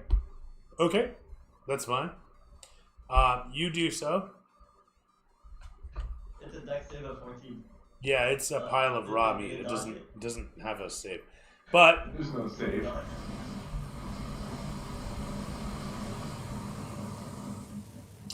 you fire out a massive flamethrower in the style of Hadoken. And I mean, what can I say? It's beautiful. It's orange. It's barbecue. You cook away, burning the seats and the surrounding rug and fabrics that are coating over things. And one of the tapestries inside the bus catches a light, and the canvas that's covering the ceiling suddenly burns away. And you watch as the front entryway, where there's like some wood pillar posts that are put in there, suddenly are singed and burning. And as the fire spreads across the bench, which actually has wood tops, or sort of like some sort of fibrous top to it, like a leather, but not quite. Whatever they're made of is just like burning and crawling across the seating of the bus now. It's not long before the whole inside of the bus surrounding you is now completely covered in fire. I'm gonna realize what I've done and just dip out, like, just run for my life. Area nearby.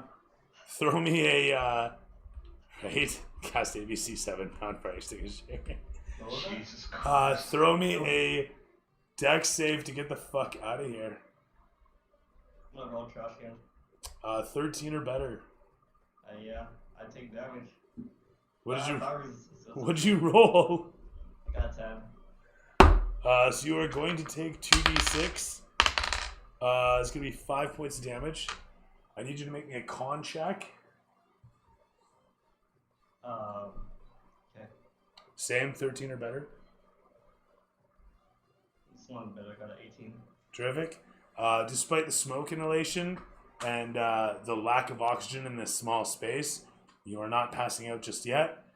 Your eyes are watering and you are exceptionally glassy in the face. But there's the hatch as you make your way towards it. It's exceptionally hot to the touch. Do you grab a hold of it and open it up? That was with fire resistance, right? Oh yeah, you do have fire resistance. That's right. Yeah, never mind. Split it in half, round down. So the heat's not bothering you, but the smoke inhalation is still a problem. But that said, you look towards the door, and you can grab a hold of it and open it up. You can make a Constitution check at advantage for your resistance. Okay. Well, good thing I have advantage, guys. I rolled a 5. Like I total can do that again. with advantage, or what's your advantage roll then? I got a 14. All right, good. With that said, you manage to grab a hold of the thing and give it a pull. The hold of the door yanks open. It singes against you as it do. I don't want that. I want the D4. You manage to open the thing up, taking 1 single point of damage in the process, and a blast of air strikes you as a backdraft of sorts takes place. You are launched summarily as you make me a dex save.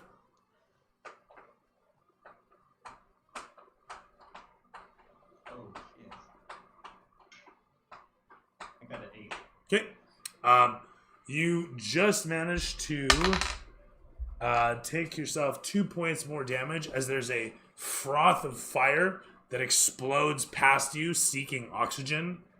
As this happens, you find yourself thrown from the bus, launched into the dirt outside by the fire's pressure as it wafts towards the opening.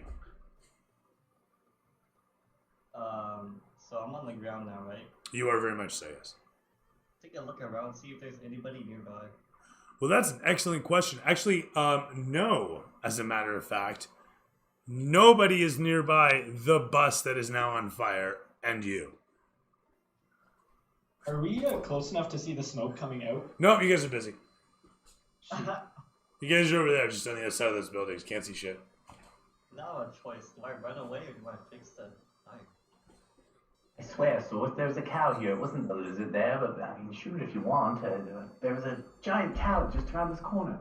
I have never been outrun by a cow before. And it's not gonna be today.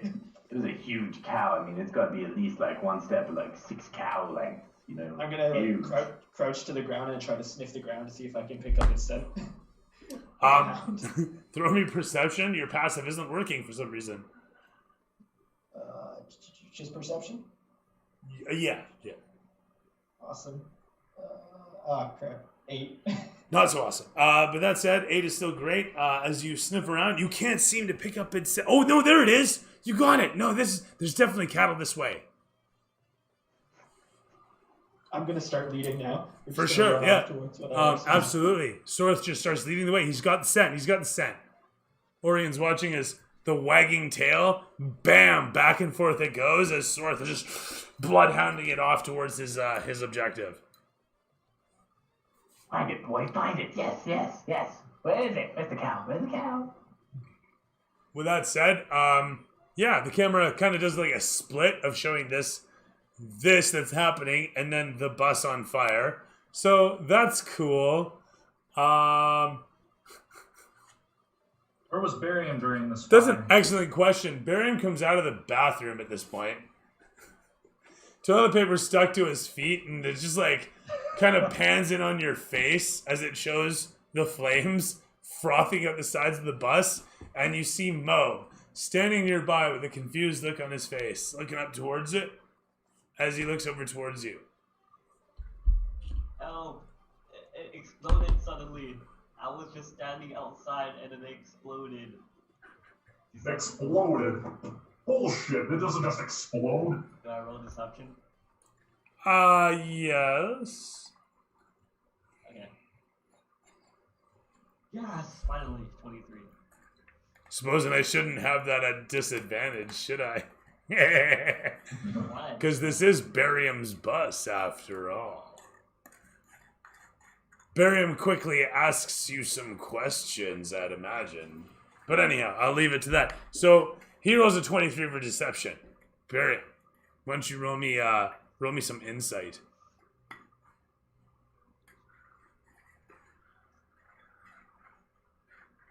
What is Mo? I rolled a D20, but it was only 22 total. Oh, seriously? You rolled a nat 20? Yep, nat 20. I always say D20. I have no idea why. It was a nat 20. That's fair. I want to say, how does Mo explain this? Just that shit blew up? That's all you're gonna go with? That's all you got for me? This is the guy who built this bus. It's on fire and you're there. I was gonna say that. I was walking towards the bus to pick up something, and I saw like something fly, and then split, and then the bus exploded. And I was gonna try to put the blame on some unknown assailant that somehow got away. And with that, And then I'm gonna be like, oh, they went that way. I'm gonna run in that direction. Barium, I'm going to say this. With your nat 20, you know something's up. Something doesn't smell right. But then again, you could see somebody taking some form of retaliation for what's occurred. But staring at the bus, watching the kid run away, looking back at the bus, something doesn't sit right with you. But you don't know what to make of anything right now. The bus is on fire. Help me put it out. The kid's already We'll run talk off. about this later. What about the bad guy? Save the bus. Okay. I look around. Is there any like sources of water? You guys actually do have a barrel of water and a barrel of sand in your paddock. As is race safety requirements, I'll have you know.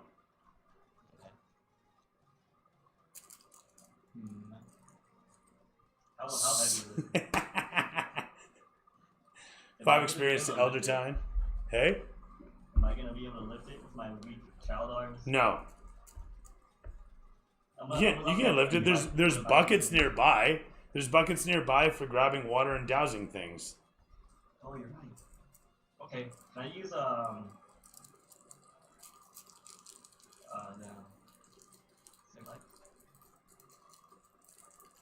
You guys do not have like a cone of cold fire extinguisher or something like that, so don't ask. They have those. They have those. Time period, I guess. They have those at the head office. No, they have them. I mean, you have a welding one for Christ's sakes. But you don't have one of those in your paddock, oddly enough. You should. You really should. We should definitely need one. It's about a 7-pound wand of fire extinguishing. Cone of cold all the way. I'm gonna use Mage Hand to bring over all the nearby buckets. Just like pick them up one by one with Mage Hand. Nearby buckets. To put it near the Level 4, that's a cantrip these days. I cast it all the time. With water. Okay. So it would be fast to like, bring it over. So you want to, I'm sorry, you want to what the water? So there are multiple buckets around the the barrel, right? Yeah. Yeah. So I'm gonna bring all the buckets towards the barrel and start pouring water onto the bus. Okay, you run over towards the barrel, which is about 20 feet away from the bus. Grab one of the buckets that's right next to the barrel. Grab a bucket full of water and run over to the bus, 20 feet away, and douse the bus with the water. Okay, so it's 20 feet away. I'm gonna keep doing that until Barium says otherwise. All right. Barium's obviously going to help if there's another bucket there. There's a bunch of them. You guys are hard at work attempting to put out this massive bus that is now frothing with fire. It is futile, just to add another F for alliteration's sake. And before long, the fire burns itself out altogether. Being that the bus itself is mostly metal anyhow, it doesn't really have a lot to burn away. The cabin is relatively unscathed. The steering wheel, while charred, is still, a steering wheel after a fashion. It's a bit twisted from the heat. The whole of the interior is black as soot could possibly cake. And overall, it's a disappointing sight, to say the least. Hey, we did it! You did it. You did all of this. What? How? Every time something is broken, you are here. Seriously? No, it wasn't me, I swear. You've been a troublemaker since the day you joined us. Okay, but do you have any proof that I've done it? Can I just smack him? Of course you can. Attack rolls. All the way. Eat that child. Keep the pimp hand strong. I just upgraded that wrench. How many points? How many points? What do you want me to roll? Attack roll. Roll against his AC. Just a D20? Yes, sir. Same as all. Oh, I rolled a 7. I dodged that. You take a wild swing in towards him. You watch as he immediately ducks under and you realize he's getting used to you guys. What's your problem? I said I didn't do it. Do I look that gullible to you? What? No, you're like the smartest guy in this camp. Then why are you lying to me? I'm not. What makes you think I'm lying to you? I'm gonna walk behind him and just ignore that question and get a bucket of water and just dump it on him and leave the bucket on his head. Fair enough. There's a low harmonica that plays as this occurs.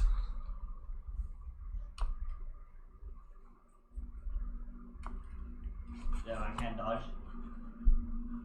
It's an attack roll.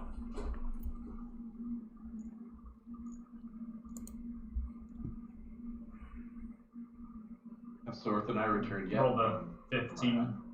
15 against your AC, Mo. My AC is 12. Hits. And with that, you drop a bucket as it splashes down over his head, leaving him drenched from head to toe. And of course the bucket on his noggin. As you walk past, walking out of frame, the camera pans against you. What does Mo do from there out? Before he leaves, I'm gonna use Mage Hand and grab another bucket and fling it at him. With catapult? Yeah, I use catapult. Hit, roll to hit. Or no, actually, sorry, Barium rolls a save.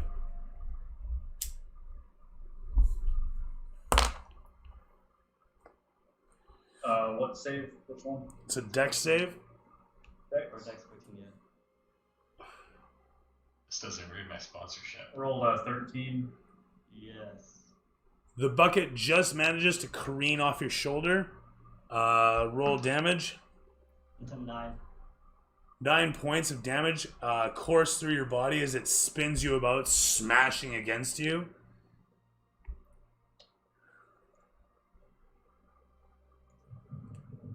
You better watch your back, kid. I'll try to find too. Come and get me then.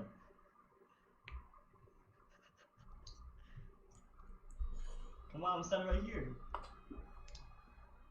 Barium's gonna walk away and ignore the taunt. As you do so, the camera crossfades against you guys to show the passage of time.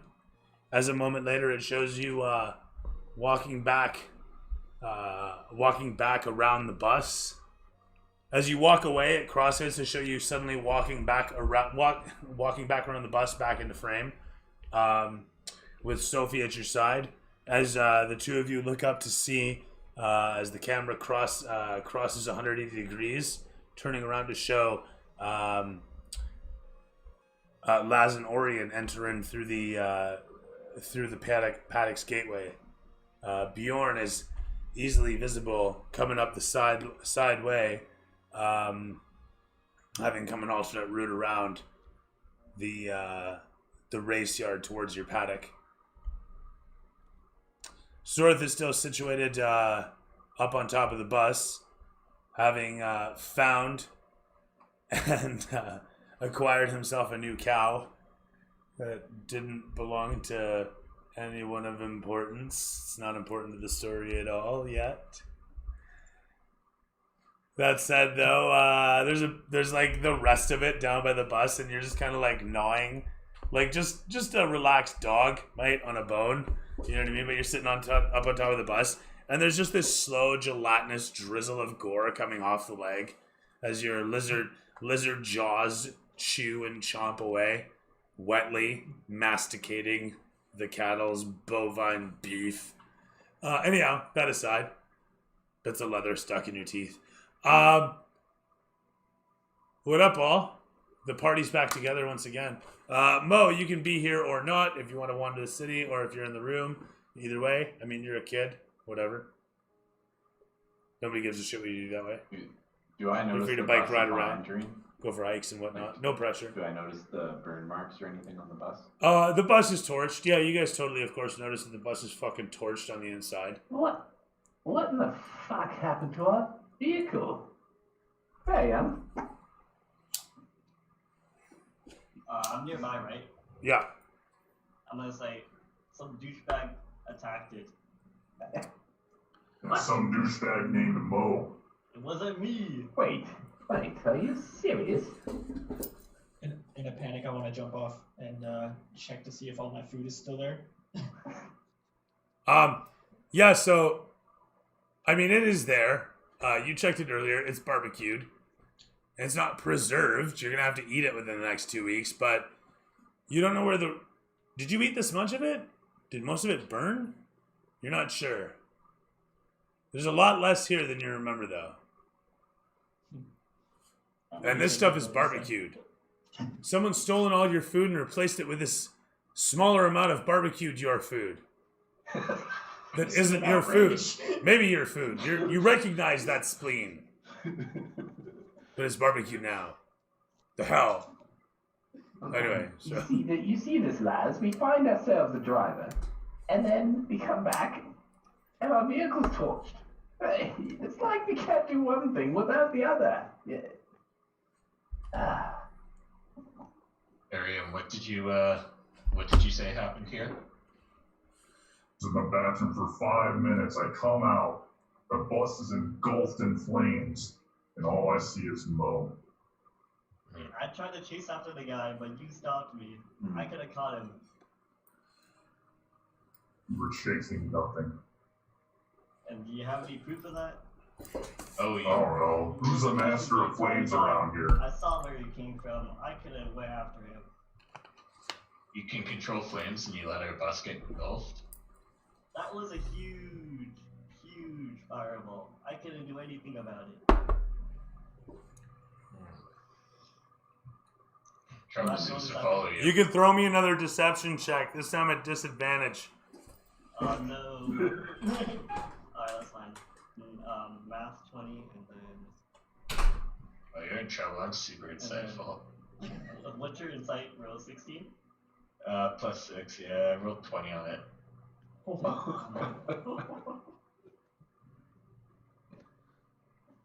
Damn. I got 15.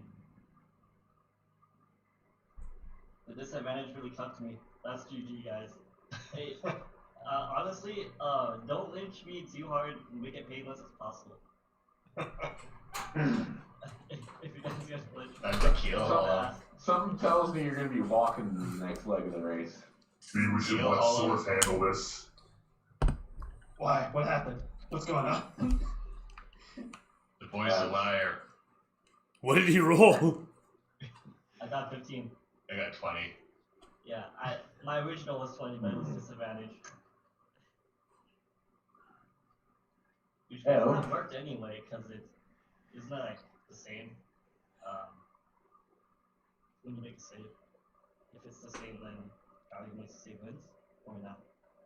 The camera's panning against everyone who looks at you as you're explaining yourself. And the explanation is somewhat sound, but at the same time, there's that seed of doubt. And the more barium doubts you, the harder he doubts you, and the more Bjorn thinks about how you're talking, what you're saying, checking that tone, things start to unravel quickly. Banter starts to turn to argument, turn to questions, turn to lack of answers.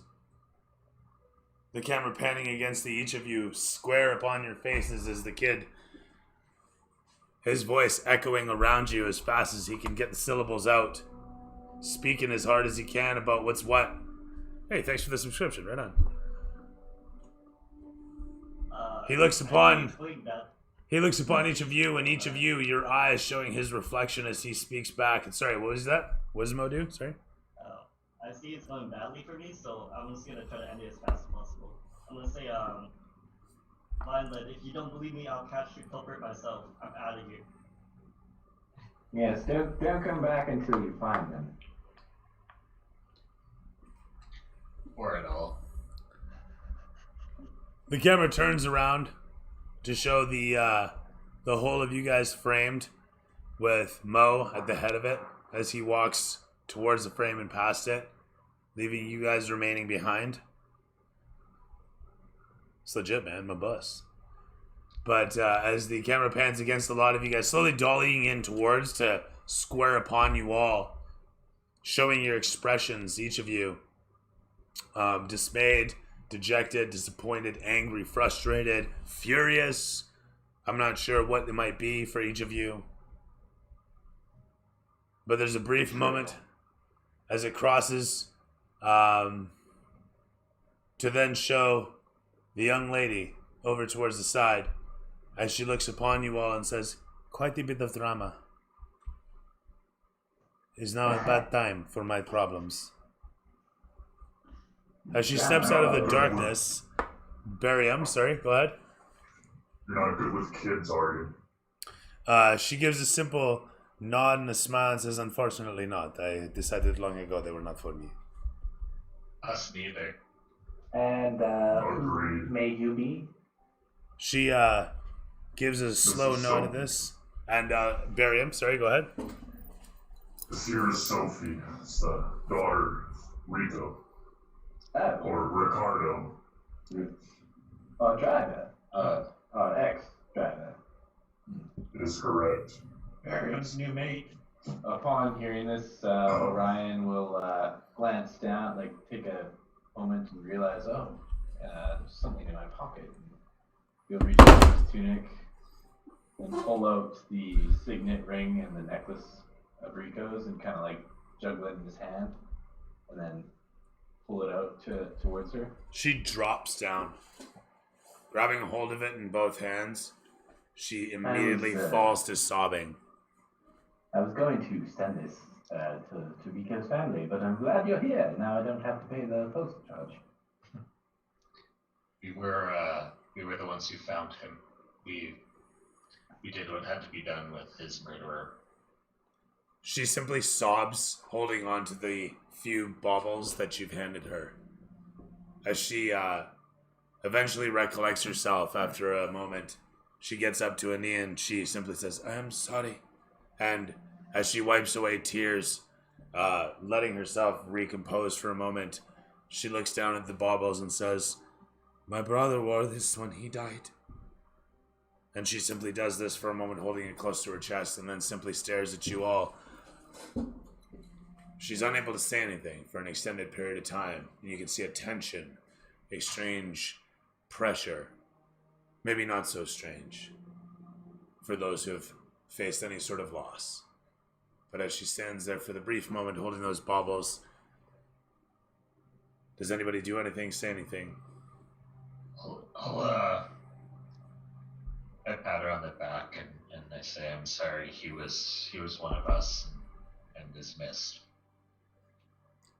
She gives a slow nod and then looks over towards the machine for a moment and then looks back towards you with a somber, wet pair of eyes and then a slow smile and then says, "Thanks to you, he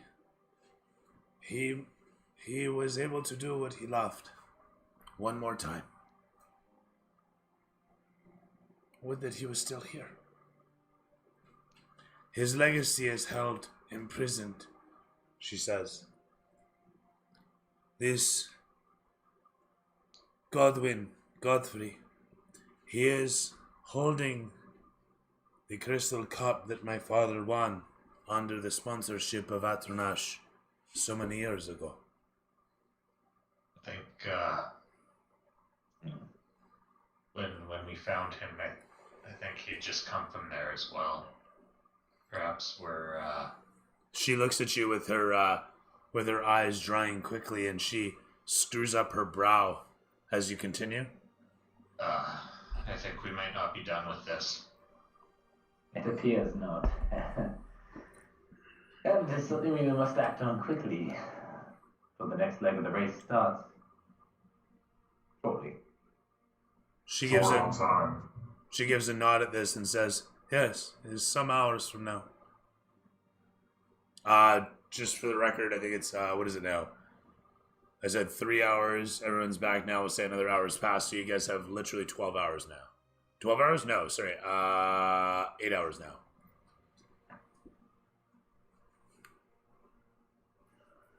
Well, This is the least we can do to honor Rico. a cup must go to its proper place. I attempted to I agree. discuss this with Godwin. I approached him, and he met with me in the most rude fashion. They say he runs a gentleman's club, but he is no gentleman. Unless, as you had me at Gentleman's Club. The camera actually cuts to your eyes as you whoop, wide-eyed like Requiem for a Dream, pupils growing. Can't believe how much Gentleman's Clubs it works for Les. But Oh, who's yeah. fixing the fucking bus? The camera kind of pans low against you all as Sophie continues. Would it be possible to ask that you perhaps ask Godwin, Godfrey, to return this legacy to me? We can do that for you. Well, if it should be on the way. I have to finish dealing with Mo, get him off the cuff and cut the slate clean. And then, we can deal with Godwin, of course. The camera pans against each of you in the chamber as you encircle about, and you hear a voice call from the opposite end of the paddock as your Pasha enters upon with the vizier in tow, and he says, "Well, we have it. We are now the official owners of a strange new manor house compound. I cannot believe the taxes on this." As he walks forward and he pulls out the parchment and waves it around, he hands it over to Mansoor and says to his vizier, "Take care of this, huh? Who are you? Hello there. I did not know we were having company. I would have done my hair." As the camera pans against a lot of you guys, the camera's going to show Orion and then pan over towards Laz as it shows the Pasha standing there. Anybody can step in. Well, we did not know we had the company either. You see, Laz and I had just finished acquiring a new driver. And a good one at that. So, this of course, Rico. after, Is Laz still holding the plant that that you took caravan, from yes. Sigma? That is entirely up to you. Like just kind of standing there, like the Beast Lily from Hot Fuzz. Just kind of like driver. Like I don't see a driver around. Just kind of like All right. With that said, yes, by all means, of course. But the Pasha looks you up and down at this and says, "Very good. Okay, so I am eager to see this. When can we meet your driver?" Mansoor, can you believe this? I will await evidence before I laud any efforts. I'll hand, or did he give me a parchment, or did he just tell me? No, he was waving one around and he handed it to Mansoor. Mansoor put it away. Okay. What up, Jester? What's going on? 36 months. How do you do this? 'Tis true. We spoke to a man named Sigma, quite an interesting fellow, and in exchange for the beautiful jewels from Fuzul, he will be sending the driver to our camp. This, of course, if the bus still runs after Mo lit it ablaze. Lit it ablaze. What Yes. in the fuck has happened to the bus? What is this? The Pasha runs in, Hamid jumping up and down as he looks upon the doorway and, gawking as he is in a high, screechy, pitched voice, repeatedly saying, "What the fuck? What the fuck?" Cabin boy. Yes, we, The boy do this? We made him walk the plank. The boy do this? Yes. lit the bus on fire, and when questioned, he struck me. He struck me with a catapult. He struck so you? He attacked you? What kind of dumped monster water on does his that? head. Huh. The politics just exploding here. So, did you, 3 years Did you see straight. this That's fight? crazy. That You is were at the crazy, bus, Jester. right? Honestly, and no problem. Hey, always No, good to see you.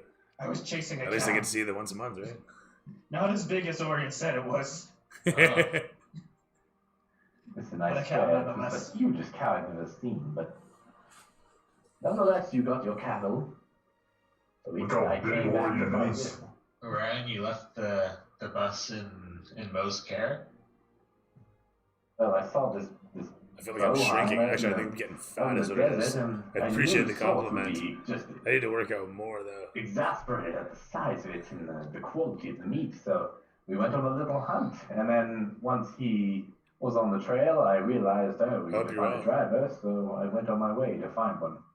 But yes, I did leave Mo here, thinking that Barium would be able to handle him. But we all know Mo; he gets himself into trouble at the dandiest of times. Yeah.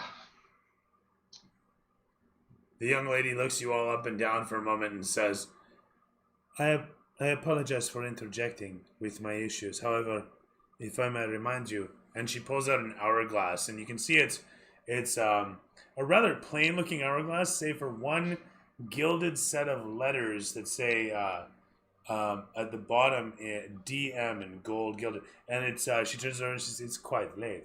We should probably wrap it up. And she gives it a shake here, says, oh look, you have more time now. And she puts it away. Indeed, yes. I think she has the right idea. We can deal with this later. Attend to our guests of honor. Is there any sort of crew that can clean this up while we're gone? Do we have people in the pit stop with us? The Pasha looks around for a moment and says, I know just the people. Hey! Can you, Hey, where is that big lug? Where is he? Mansoor, where are they? And Mansoor gives a nod at this and says, I shall take care of it. Sorry, say again? Can I also hand the piece of parchment I have off and ask them to get that painted on when they're cleaning things up? That is something you need to bring up to everybody. Whoever's going to be painting it. I'm not sure who's going to paint it. Who's going to put it on? Well, I was thinking the maintenance crew could handle that task. Whoa! Do you want to get some? Do you want to get some paint out of the closet yourself and draw it on? I mean, I could try. I was assuming there was probably people in the area who could handle that sort of thing better. Probably. So you want to hire a local artist? Is what you're saying? Support the arts. I like the way you think, Bjorn. Yeah, right. like true paladin, baby. Moderately priced artist. Ah, okay. Well, still true paladin, baby. Support the arts and all that. Yeah, okay, that's fine. You pay for it. Right? Good, fast, cheap. Remember that. So, do you wanna set a price, or do you wanna roll the dice? Which is gonna be, or both? Well, I feel like I gotta delegate this off somehow because as much as I'd like to get it done, I'm not gonna dedicate my time to it because I gotta go to deal with Rico's daughter's issue. That's fair. You guys do have the guys you hired, so there's a mild crew there. They're not specialists, but they can follow instructions, obviously. So if you told the guy, I'm going to send a person here and they're going to do this, and this is the drawing that we want to mimic, I'm sure they could handle that. Yeah, I believe in them. Do you believe in them? We all believe in them. Yeah, so I'll ask them to hire an artist and pay them a little money for their time as well as give them money for the artists themselves. I don't know how much that would be though. We'll set a price. What do you think? Ooh, let's see. Probably like 2 gold for the artist, and we'll say 10 silver for the errand. Okay, so 2 gold for the artist, a gold for the errand. Yeah. 10 silver is a gold, so. Right. Okay, sound good. You put out the word on that budget. With that said, you get what you get. As you as you head off to take care of tasks, as the case might be, leaving behind the drawing and the guards and the whatnot. The ogre you hear gives a grunt. Make sure to get that accurate. So it seems like there's some ownership being taken there. Right on. With that said, That goes on the windowsill.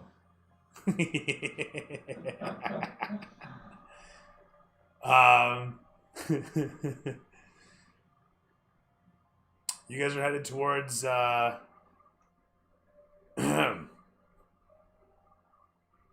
guys are headed towards the bordello at this point, I suppose, eh?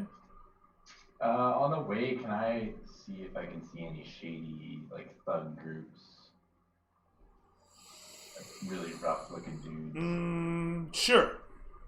You do actually see some ruffian-looking fellows who are hanging out just on the way to the bordello in that alleyway over there.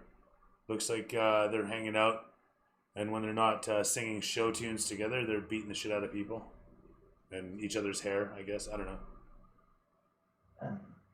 Good evening, gentlemen. What's up? Yes, so, me and my companions, we had a bit of a betrayal, and, I was wondering if you gents like coin. You know it. Alright, excellent. I like your style. So, you're looking for a small tiefling lad. His name's Mo.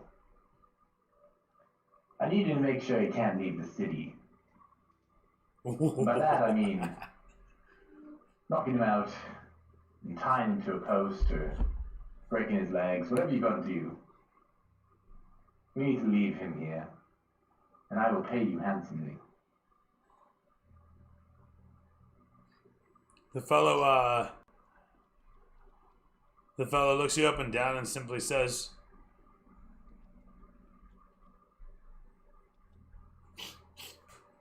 "6%, which you recognize to mean 6 gold. I'll flip him 8. He takes them from you, looks upon him, looks at you, grabs one, gives it a chew. Surprised, he puts it down again, pockets them, and looks at you and says, "Describe him." You do so, best you can. The fellow nods and says, "We will do this. Where do you want him?"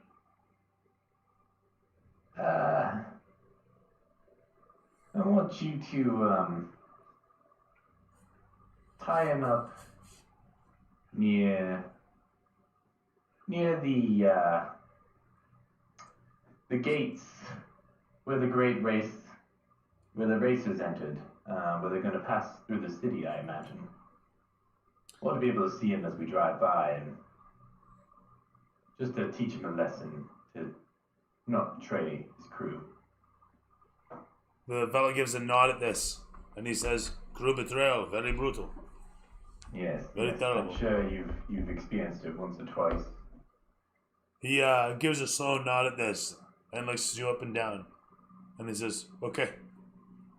You don't have to kill the lad, but he needs to know. He needs to grow from this, or else, next time he might not walk away. So I would honestly think of it as a second chance for him, really. A painful one, but The fellow gives a nod at this, and with a bow, he steps away. Looking around, he disperses the area. You see him and his cohorts head onto the other side of their alley, where they mount upon horses and ride out. I'd just like to mention too, before he left, I also kind of like tilted my head back and said, "Oh, and if he tries to pay you more than I did, just know I have more gold than he does." And I'll keep walking. That's fair. All right. With that said, all right, cool. With that, you guys are still headed in towards Godwin Godfrey's Bordello. And it doesn't take long for you guys to reach there. It's only about a half an hour's walk through town. As you come upon the building, a 4-story structure. Look at this massive tower. It's got a huge footprint, really. A massive manor in the middle of the commercial district of town. You can see the Temple of Air comically just situated up the street. Nearby this thing that has gaudy decorations. There's gold planters hanging off the porch's massive silver-trimmed beams. There's huge wrought iron bars sort of curved around like vertical rib cages over the patio and everything to protect the area. There's a long sweeping staircase like a massive tongue drawled out across into the street from the huge opening maw that is the doorway of this place. The stairway continues up through the massive arched entryway of the huge 4-story structure, entering up into the 2nd story directly. The 1st story down below, you can actually feel heat coming off it, and you can hear pumping and feel the rhythmics of machines down below. Every so often, you can hear the occasional chuff coming out from below. From there, as you enter it upon, the 2nd story is fairly open in concept and design. It's very much a balcony area with a lot of doors leading to private rooms. Guards situated along this balcony area walk up and down it. The whole of the balcony is kind of meandering back and forth in a wavy pattern based on where the stairs go up and down to meet with the 3rd story. And finally, there's a maintenance stairwell that you can see nonchalantly doing switchbacks down into the first floor. From where you're situated, you can hear giggles coming from some of the rooms, moans and guffaws coming from others, groans and whatnot, and finally snoring occasionally as you pass by the various doors on the 2nd balcony. From here, as you're situated now officially within the confines of the Bordello, you can hear merriment upstairs as you make your way towards the stairwell leading into it. The 3rd story reveals itself to be a rather open concept as well, but now indoors. As you look upon the marble floorway that has your reflection in it, there are crystal sconces in the ceiling, and finally hallways leading off from this central sort of entertainment ballroom area with tables situated around for what seems to be dining. As I said, the stairwells are leading upwards into the 4th story, and you can see many guests here, staff here, and different partners of different genders and races. I want to mention that it is a majority human sort of affair, but you do see some exotic forms all around. You see orc, elf, dwarf, the whole run of all races. But the clientele is still majority human. All different shades of human, shapes and sizes of human, but still human nonetheless. With that said, there is music playing here. Simply put, there's a couple minstrels milling about. To your surprise, although they are all separate, they seem to be keeping in time on a singular tune that is at this point now played all around the chamber's space. The whole of the place is about 60 feet by 60 feet.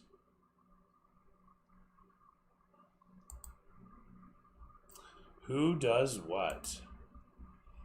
Does there appear to be like a proprietor anywhere? Front desk? As you look around this space, seeking out for something, somebody suddenly approaches you. I am actually, one's for them, one's for me. Jesus. As the individual comes upon you, it's a maitre d', well-dressed enough, in a sort of regal felt and velvet silken finery. It's wrapped. It comes down from the shoulders, wraps around their waist, and ends up in a set of long, flowing cloaks in behind the legs. As the individual simply looks up at you and asks what you are inquiring towards. Is there anything specific I can lead you to? He says in a low drawl that is not so Kalashite as it is northern, related perhaps, or even from Baldur's Gate. Are you this Godwin's fellow? I am not. Do you seek audience with Mr. Godfrey? Aye. Perhaps it can be arranged. Who, may I ask, is seeking his audience? Bjorn the Ballista Proof. Very good. In the company of...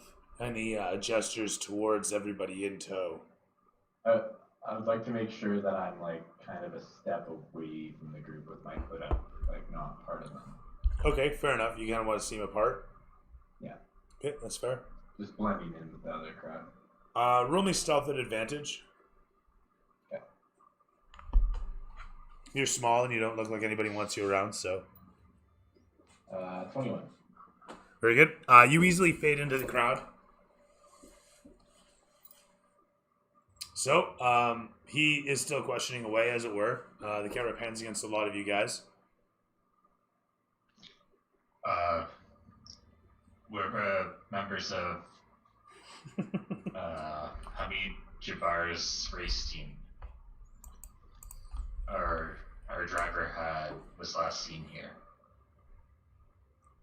He suddenly screws up his face and looks you up and down and says, Oh dear. Yes. Oh dear.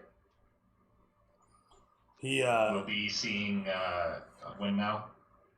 He says, I am sorry. Mr. Godfrey is quite busy. I'm not sure when he'll be available. I suspect he'll want to make time for us. Is that right? Why don't you find the bar, and I'll see to Mr. Godfrey. It's in your best interest to do so. I agree. The bar's just yonder, through those double doors. I don't like this. The fellow gives you a simple nod and a bow as he steps away, backing away from you and turning about face to walk elegantly down the marble floor towards the double doors at the back. He veers slightly and heads off towards a blank spot in the wall where you notice him grab a hold of something and open what looks to be a normal door where there wasn't one before. Swinging it open, he steps through and disappears from view as it closes behind him. I don't like it. Do we want to wait in the bar or follow? I'm not going to the bar. I'm not. The bar doesn't sound very safe, does it? No. I'm not gonna turn to you guys, but I'm gonna say under my breath, just loud enough so you can hear. I'm gonna. You go on ahead. I will find the trophy. Let me do Maybe mine. we should. Laz is Maybe going we should distract it. Yes, if you can buy me some time, I can make things happen. If you know what I mean. Like you want us to hang out in the bar? Yes, Let's but do it. cause enough trouble, just enough to gain their attention, so I can do what I need to do discreetly. Is there a table around us that I can flick? There actually is. Awesome. I'm just gonna go flip a table. Throw me athletics for that. I'm sorry, what's that, Laz? 2 quick parts. One, I forgot to mention that on the walk over, I was chewing up Bjorn's ear about the fact that we really need some healing potions. And then the second part is, like, watching this transaction happen and, like, feeling like it's a trap. Laz just wants to find a good vantage point, like looking around to find a good vantage point that no one's going to be behind him and can watch this group of homicidal lunatics that he's now associated with. That sounds fine. At least you can rest easy knowing we'll avenge your death as well. Barium also needs to ask Bjorn if he has any spells that can patch him up a little bit. Since Mo sort of roughed him up a little bit. With a bucket. Actually, yeah, I can. That fucking spell sucks too. It's fucking brutal. It is seriously awesome. I'll do it again. Mo was just gonna follow us in the shadows. This is my revenge story now. You guys are all dead. Or maybe I am. I mean, I could use a healing word, but it's preferable when Valkyrie likes it if I use it to bring people back into the fight rather than Alright. ahead of time. No problem. I'm only missing 9. Famous last words. Can I stealth behind the counter and then quickly search for a key, like at various, like see if I can find a key for Godwin's quarters or something? I mean, a key here in the ballroom? Is there like a counter anywhere, or was Oh, I see. There's not like a reception here. It's actually you literally you come in from the balcony from underneath up through the floor into this sort of ballroom area, and there's tables with buffet and tables that people are situated at, and then you can see several sets of double doors. There's one leading off to the left, one leading off to the right, which you were directed towards. The bar's over there, the fellow said. And then there's a set of double doors that the fellow walked towards before veering off towards the left and heading out through a secret door. I'm just gonna say I rolled a 6 for my athletics. So. Fair point. You what now? The table is too heavy. Yeah. Thank God. What'd you roll? I rolled a 6. You managed to tip it over, not so much throw it. It's more like, huh? And it just kind of like thunk, and all this shit spills over. And there's a bunch of people that look over. Nobody really knows what to make of it. And then the 2 guards on duty here, each of them shout out, "Oi! Hey!" And they close the distance upon you. The 0 level guards, I'm just going to throw that in there, head in towards you one after the next with their spears at the ready and square off. They tell you that wild animals aren't allowed in the gentleman's club. That you gotta go. I'm gonna run. I'm gonna run around the gentleman's club. And see if I can get them to chase me. Benny Hill starts to play as the distraction starts to take effect. Sorry, go ahead. I'm just gonna go lean on the double doors Get to the bar. I don't go through them, but you do so. attempt to have slightly tried to follow his instructions. That's fair. Under my breath, I'm gonna ask anyone who's still around me if they saw where that gentleman went. People actually just look away from you. One person says, leave me alone, child. Another person's like, I hate children. I never want to have them. For fuck's sake. I'll go in the vicinity of Laz and kind of like lean on whatever's nearby. Laz, did you see where that gentleman went? I mean, Laz, as long as our reception good enough pointing towards the direction of where the magic door was. You know, the door that appeared when he, I don't know what he did. You said he walked over and grabbed a door handle, but there was no door. Yeah, you watch over towards it, and as you do so, that very same door suddenly opens, and through it walks a rather replete-looking soldier fellow, who shuts the door behind him in one simple swing. Strapped to his back is a rather fuck-off sort of sword, And his armor seems to be like a half splint, if you will, from this distance, made of bands all across his chest. He sports a singular pauldron that has what looks to be a lion's head made of silver. Clearly, this guy, he's upper crust soldier dude. He walks into the chamber looking around, folds his arms, looking at everything going on, and then notices the sort of Benny Hill arrangement that is Sorth running across the tables. And like literally he's just kind of standing there, and then he like looks over towards the camera, and it shows fucking Sorth's massive legs cross across the frame, and the guards stumbling after him a moment later. At which point he simply gives a shrug at this and looks over towards the guards. What the devil is going on?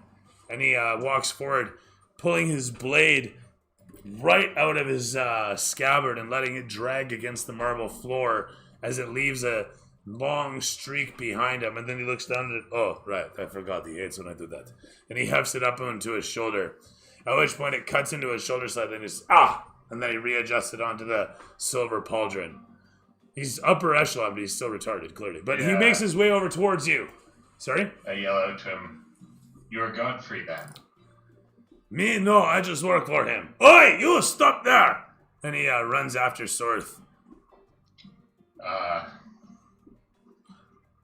didn't get his name, but the man in here earlier was to retrieve Godfrey for me. You shout this after the fellow?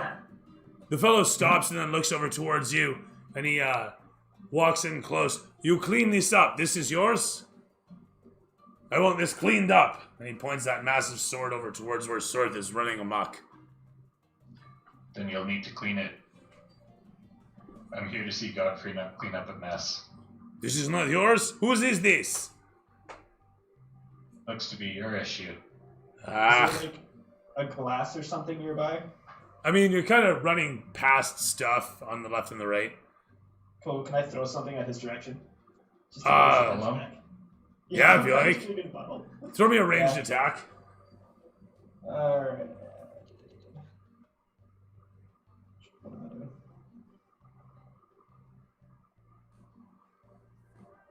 As an aside, Benny Hill is exactly how I noted this scene in my notes. 100%. I got a 16 to hit. It's gonna fucking hit him, actually. Dead on. Awesome. The glass shatters against him, breaking apart on his pauldron and sending splinters of glass across his face. He sputters in anger and looks over towards you, then suddenly gives intense chase. The camera cuts from there to show... Sorry, I just want to establish Sorth and Laz and Orion. You guys are in the same room? Yeah. As is Bjorn and Barium's there too, yeah? Is they're all in the same chamber? All still in that room. Sorry. Excuse me. You were leaning on the door to act inconspicuous, and you want to follow in through the secret door, yeah? So I saw the sergeant come out of there, right? You did, and the second time around, you definitely know where the door is. You can throw me a perception check to sight the handle. I mean, you should be able to see it, right? Oh god, 6.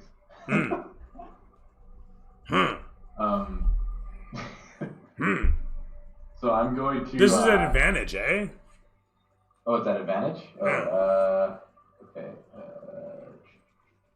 Yeah, because Laz had just pointed it out right as the guy was coming out. 18. That's better. So, that said, you manage to grab a hold of the handle and yank the door open. Peering inside, you see the hallway spreading away.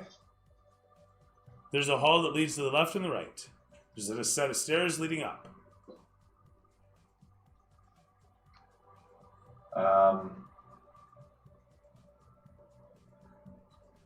Can I yell down the hall?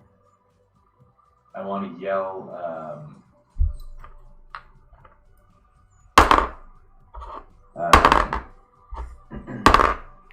Someone said there's a bomb!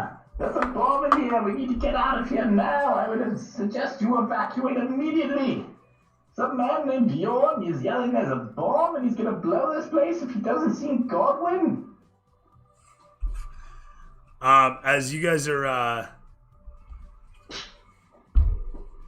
hearing this echo out, the guards start taking actual wild swings at Sorth. Their spears, as they swing them towards you, they're flipping them around and they're trying to use like the blunt ends to kind of bat at you. One after the next with a 3, 5, an 8, and a 3+ bonus. All fucking 3 of them. The sergeant dude having 2 attacks a turn managed to miss you horribly. One after the next, whiffing through the air as Benny Hill continues to play. But at this point, I feel like it would have morphed into like a metal version. I don't know. Anyway, so that's happening at the same time. And so, yeah, I mean, Orion, you're kind of doing your thing there. Right on. Laz, sorry, Bjorn, everybody else, what's going on? Laz is readying an action. He's not looking to see. I'm not looking to draw attention to myself because I'm keeping an eye on things to make sure that there are others surrounding us, and just kind of preparing in case someone actually looks like they're gonna wallop Sword pretty well.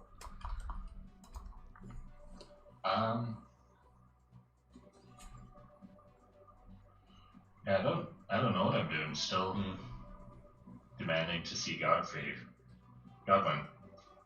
Well, you were leaning on the double doors, right? Yeah, I walked over and I was talking to the guard now. Or the head honcho. As Orion slips into the hallway, Sophie slips in beside him. If I can keep flank on the sergeant, that would be good if it's possible to do those 2 things. That's fine. You do so, closing the distance on the guard as the Benny Hill continues to rage on. And it shows Bjorn. I mean, you're kind of just standing there in the distance doing your own thing. Sorry? No, wait, what did you say you were doing? Well, I've been talking with the guards, so I'm assuming I'm kind of in the middle of the chaos now. That's fair. Are you trying to converse with them or convince them of something? Well, I was just asking him if he was Godwin, but I think I'm going to probably tell him it'd be a good time to go home. Because it's, unless he was the one who chopped up Rico, he doesn't need to be there for this. Okay, fair enough. The guard just looks at you with a raised eyebrow, unsure of what to make of you as he takes another wild swing towards Sorth. Barium, what's going on over there? I'm gonna head up to the bar and see if I can support Sorth. Okay, well, I mean, you're in the ballroom there, watching as Sorth jumps around on the tables and whatnot, runs past people screaming and what. The guard's giving chase, taking wild swings upon him, not managing to hit shit. Can I, kind of swiftly slide a chair in front of them as they're chasing after them? Slide them up. Slide a what? A chair? Slide a chair. Kind of like, give it a little kick across the floor. Yeah, I'm done with that. Sure. So, just throw me an attack roll. That's fine. This will be a strength roll. Strength-based attack roll. So you just want me to roll strength? Strength attack roll, so it has proficiency on it too. Wait, I'm sorry, say it again? A strength-based attack roll, my man. Wait, how do I do that on this site? It's just an attack roll, like any other melee attack roll. Alright.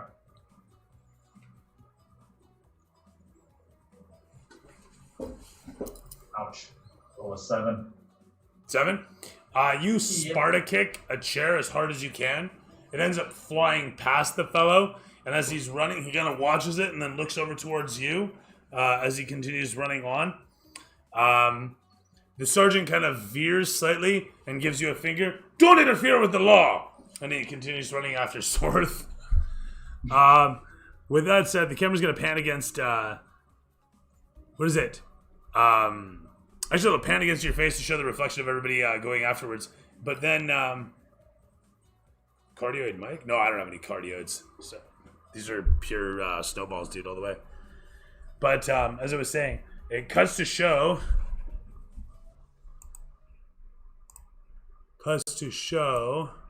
Pardon me a sec. A lone fellow, a young tiefling boy, angered, frustrated, abandoned? I'm not sure what the term should be personally, but as you mill through the streets away from your companions, having dipped out on them the way you did, what has Mo been doing this whole time? So I ran away. I'm gonna find the highest point and move around over there in the city. That sounds fine. He's feeling kind of angry, kind of guilty, and he's debating whether he should go back and apologize. So I'm gonna roll a coin for that. I don't have coins. One coin. What was it? Heads for apologize.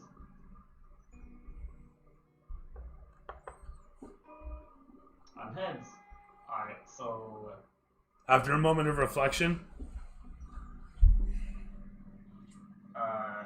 his guilt overcomes his anger, and he decides to. How guilty does he know right now? Can I get an idea how much damage he caused to the bus in terms of debilitating their ability to win? I mean, Mo doesn't really know. Mo doesn't really know the extent of damage that he's done, but he knows that he burnt the inside of the bus. For all you know, it is completely foobar. Okay, so he's gonna assume the worst then. Yeah, 100%. And He's a kid. okay, acting like a kid is hard, even though I have so much experience. Okay, okay, so he's gonna go back to the camp and leave all of his money there, and then go like hang out someplace else. You know, like go back to being homeless, basically. Okay. Yeah. That happens. The camera pans against you walking down the street with this sort of sad music. There's a bit of a montage. You making your way through past the peoples. It shows horses gallop by, goats meander past. Shows you walk past a cow chewing away calmly as it watches you meander past. The horses from earlier make their way running past the other direction as you continue making your way through the city streets. The camera's at a distance, and we watch you walking towards the camera, and the horses gallop across the camera, their silhouettes thundering through the frame and past again. And then further down, but like still in front of you, they run the other way, and it's the, bounty hunters out looking for you. They run past the other way. And then it shows them off in the distance, like 14 streets down, ever so small, just gallop, gallop, gallop, gallop, gallop. Still looking for you. You could be anywhere.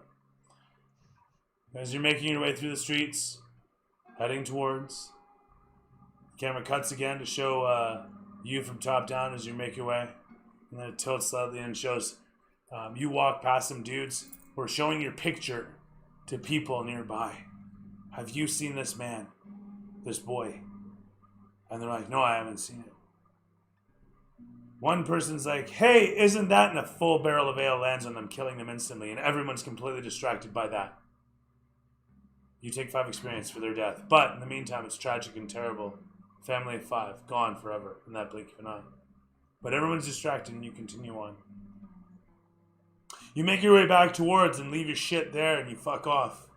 Walking off into the sunset. You arriving upon the place, slipping in past everybody. Where do you leave your shit anyway? When you're like, I'll leave my money there. Where do you leave it?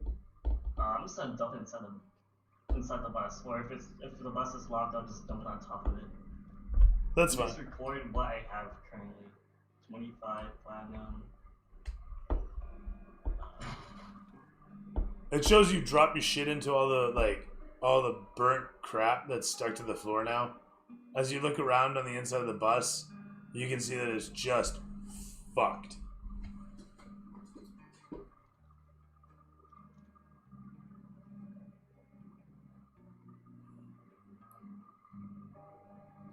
Anyway, with that said, you unload, and it shows you walk off.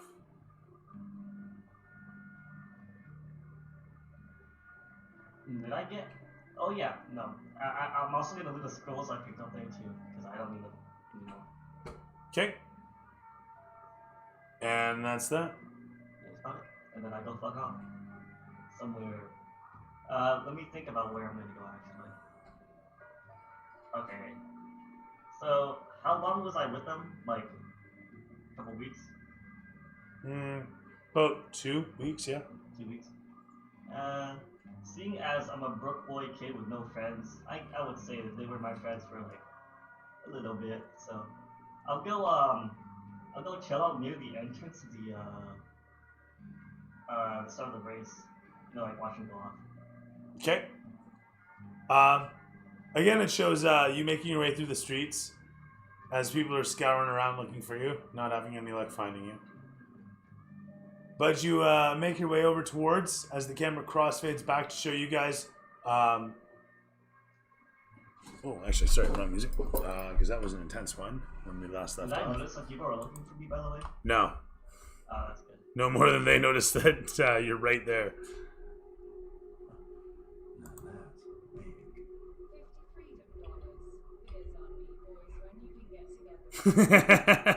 Nice. Cheers, Jester. Sorry to see you go. Be safe. We'll see you next time.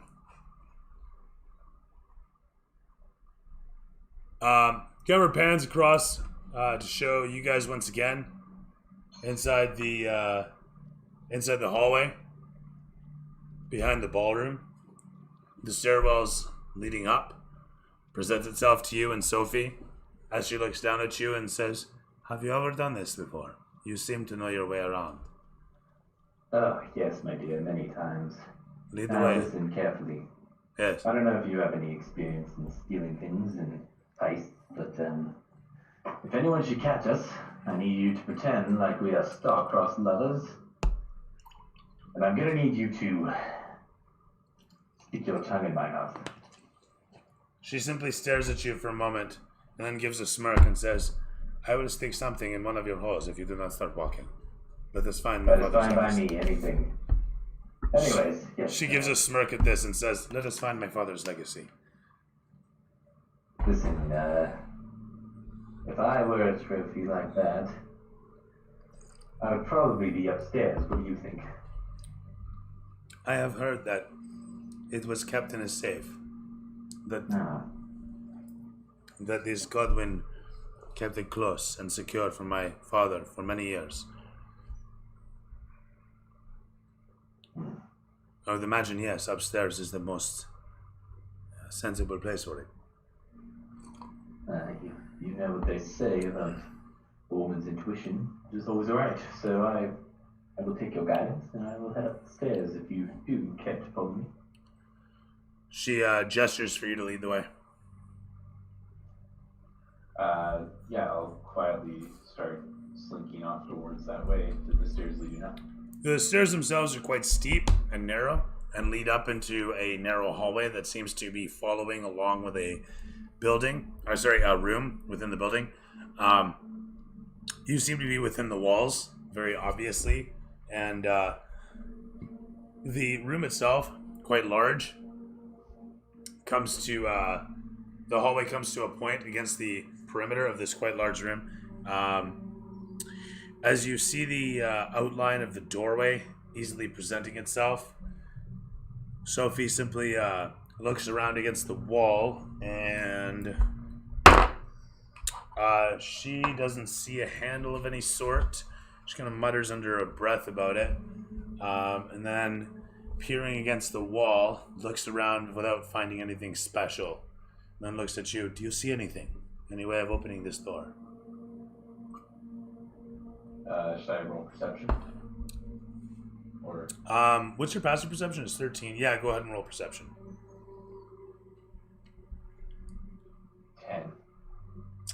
10. You managed to find a small catch, and giving it a yank opens the latch that holds the door shut. The door swings easily on its hinges, popping from the frame and opening to reveal a small dark chamber on the other side of the doorway.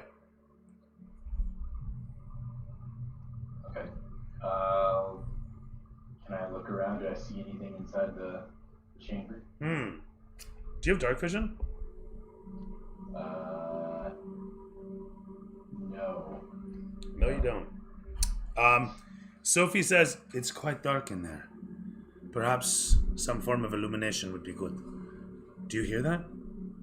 And as you focus your ears for the brief moment,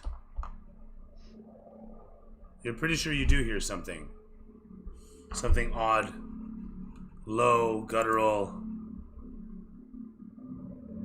and angry. Is it coming from within the chamber or down the hall? Very much from within the chamber.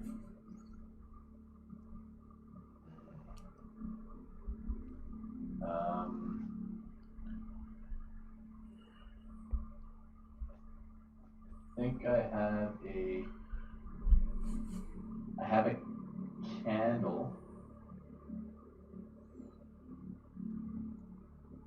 Did I light my candle? I mean, yes. Is there any torches around me or anything, or is it all pretty? You look around inside the room, you can't really see much of anything. Other than, there's I suppose there would be a shelf directly across from you. That's about it. Otherwise, like I say, the room feels dark. Sorry, the room is exceptionally dark, and as you stare into it, hearing the growling, it feels tense. Sophie waits with bated breath for your next action. The camera pans against, however, to cut in upon Bjorn, Sorth, Laz, and Barium, who are situated in the ballroom. Sorth, of course, is still conducting his distraction, running around, just basically giving the guards a reason to give them chase. Meanwhile, Laz and Barium and Bjorn, you guys kind of stick out like a bunch of sore thumbs. The guards aren't able to really pay too much mind to you because, Sorth. But there's going to be another bunch of swings in a moment as they continue to try and chase you down, and you continue to escape them. With that said, question is, how long are you going to keep it going? Well, we'll see what everybody's doing. Good question. So what is everybody doing?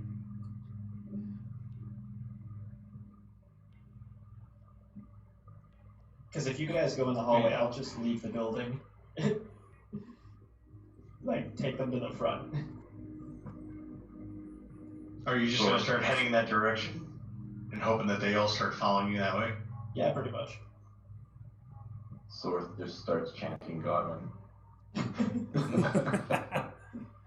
So with that said, you're going to lead them away, leaving the place fairly clear of guardship. I'll try and follow Ryan into the hallway then. Yeah, if they've all exited stage left, I'll follow Bjorn. As sneakily as I can. What's your with passive my perception? plate armor. 16. You easily find the latch where the door frame reveals it, and find yourself staring into a secret hallway. Laz in tow and Barium's shortly after, yeah? Don't bother sneaking, it's kind of silly. You're wearing plate armor, I'm wearing scale armor. And we have this big oaf with us. Yeah. I boldly strut up the hallway then. You boldly squeeze into the hallway and strut up as best you can, almost walking sideways. As you're in this narrow space between the walls, making your way up the stairs, you almost get stuck a few times, hefting your shield and adjusting yourself, clattering against the walls, sadly, as you find your way along the walls to where your companions sit at an opening doorway, from where you can peer into a dark hall and hear an odd growling emanate. Your companions in tow soon join you, and as you stare into the hall just across, what do? Keep your voice down. There's something in this room. No, that wasn't it. Do any of you... That's Sorth. Do you have light? Anybody have a light? Torch? Anything? I do. Can anyone see what we're dealing with before I light it? I don't think any of you have dark vision. Okay. I have dark vision, guys. So I'm gonna light the torch. I got a tinder box and a torch. I'll put down my Do I have to? halberd and dig into my backpack for those. And Okay. holding my shield in one hand, I have like the torch in the other. That sounds fine. As you ignite the torch, the Wait a illumination. minute. Yeah. Sorry, I actually have magical tinkering. I can imbue a tiny non-magical object with a magical property of my choice. They could include a 5-foot radius light.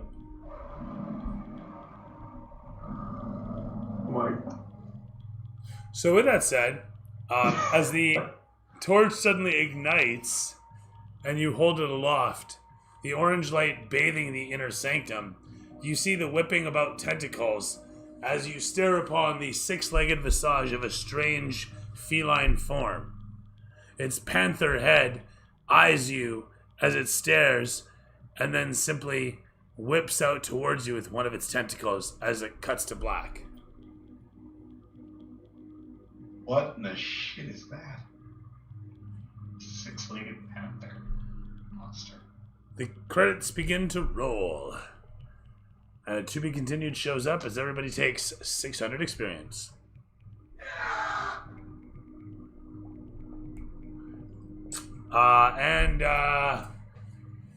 Summary, what'd you like? What'd you hate? Was released?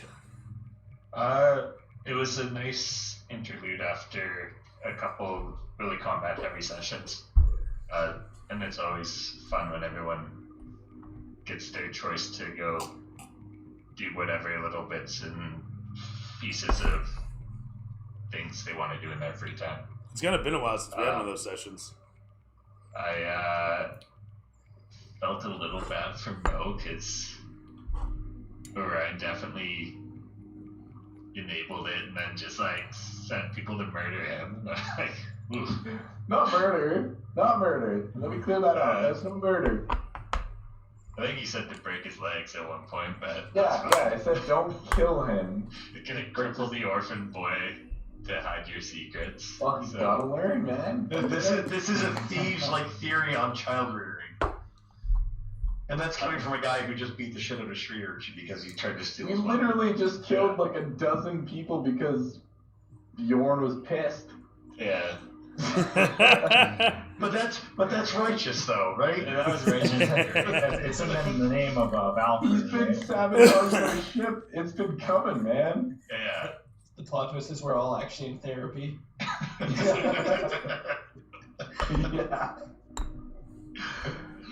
Oh shit.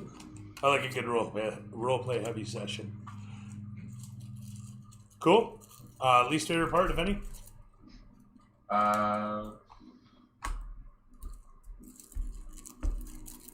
Right on. Nothing's jumping out. Dobransky, what'd you like? What'd you hate? What's released? I actually really like this section. Like Bjorn said, it was really cool to have everyone do their own thing. It was nice that you added more backstory to our dearly departed driver, giving him a family and everything. So that was really cool. This was actually all written in, at the beginning. Oh, actually? Yeah, So you actually this get all to- existed. that's sick. Sweet. I like that Mo's little prank got a little out of hand and just caused a lot of drama for everyone. Your bus is burnt. Yeah, I kind of like things like that. I like a little Organized interteam chaos. problems. Exactly. No, I thought it was a cool session. I liked and am kind of interested to see what creatures attacking us at the end. This is cool. Right on. Mo, would you like? I'm sorry, Ben. Would you like? Jay was released. I love all the drama. It was. I think this session was the best I've managed to roleplay out of every single other. Because normally I just kill stuff, you know. Now I can act like a little kid and be annoying. And then it was really, I liked how I got caught for it too. Like it would have been kind of lame if I just got away from it scot-free. I lied my way to victory. So getting caught, having consequences, that was pretty cool. God forbid, eh? Right on. We'll see what happens from there. Oh, I kind of wanted to do the revenge route, but the coin is rolled, I guess. You're too kind, Jester.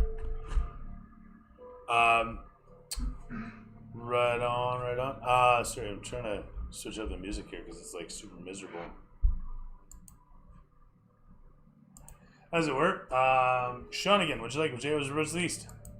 No, this was a lot of fun. I think the trying to get across that Laz is very concerned about his own survival at this point. After watching people dropping like flies, and I think he's coming to the realization that everybody else, his survival depends on everybody else's survival. Like we can't just bash his way through things here after getting laid low there. No, I think it was good with Mo getting a little bit of his comeuppance. I don't know how that's going to resolve itself. And God damn it, our healing potion's expensive. But other than that, no, I think it was great. I think it's a really good interlude in getting you back to thinking about how everybody kind of interplays with each other and what's important. Right on. Cody, would you like? Would you was released? There's too much to like in this one. Yeah, I don't know. I really I like those kind of those episodes of each character doing their own thing, and like I like the little time jumps. That's cool. Like seeing what happens, what this character's doing here, and then they're involved in this like way back before that. Like it kind of builds as you go. You know what I mean? Like if it wasn't for Mo trying to get revenge, like Orion wouldn't have been involved with that. But then when Mo kind of like came to Orion earlier, it set up this whole other storyline thing. It just evolved. It was cool. Truth, actually, very truth. And yeah, I like the Rico family line story. That's cool. Sigma's really funny. I thought he was a cool character. Yeah, I just thought everybody roleplayed really well tonight, and it was nice to see. And I'm very intrigued to see what happens next, and to see what happens, like how this turns out with Mo and the crew. Yeah, it's gonna be interesting.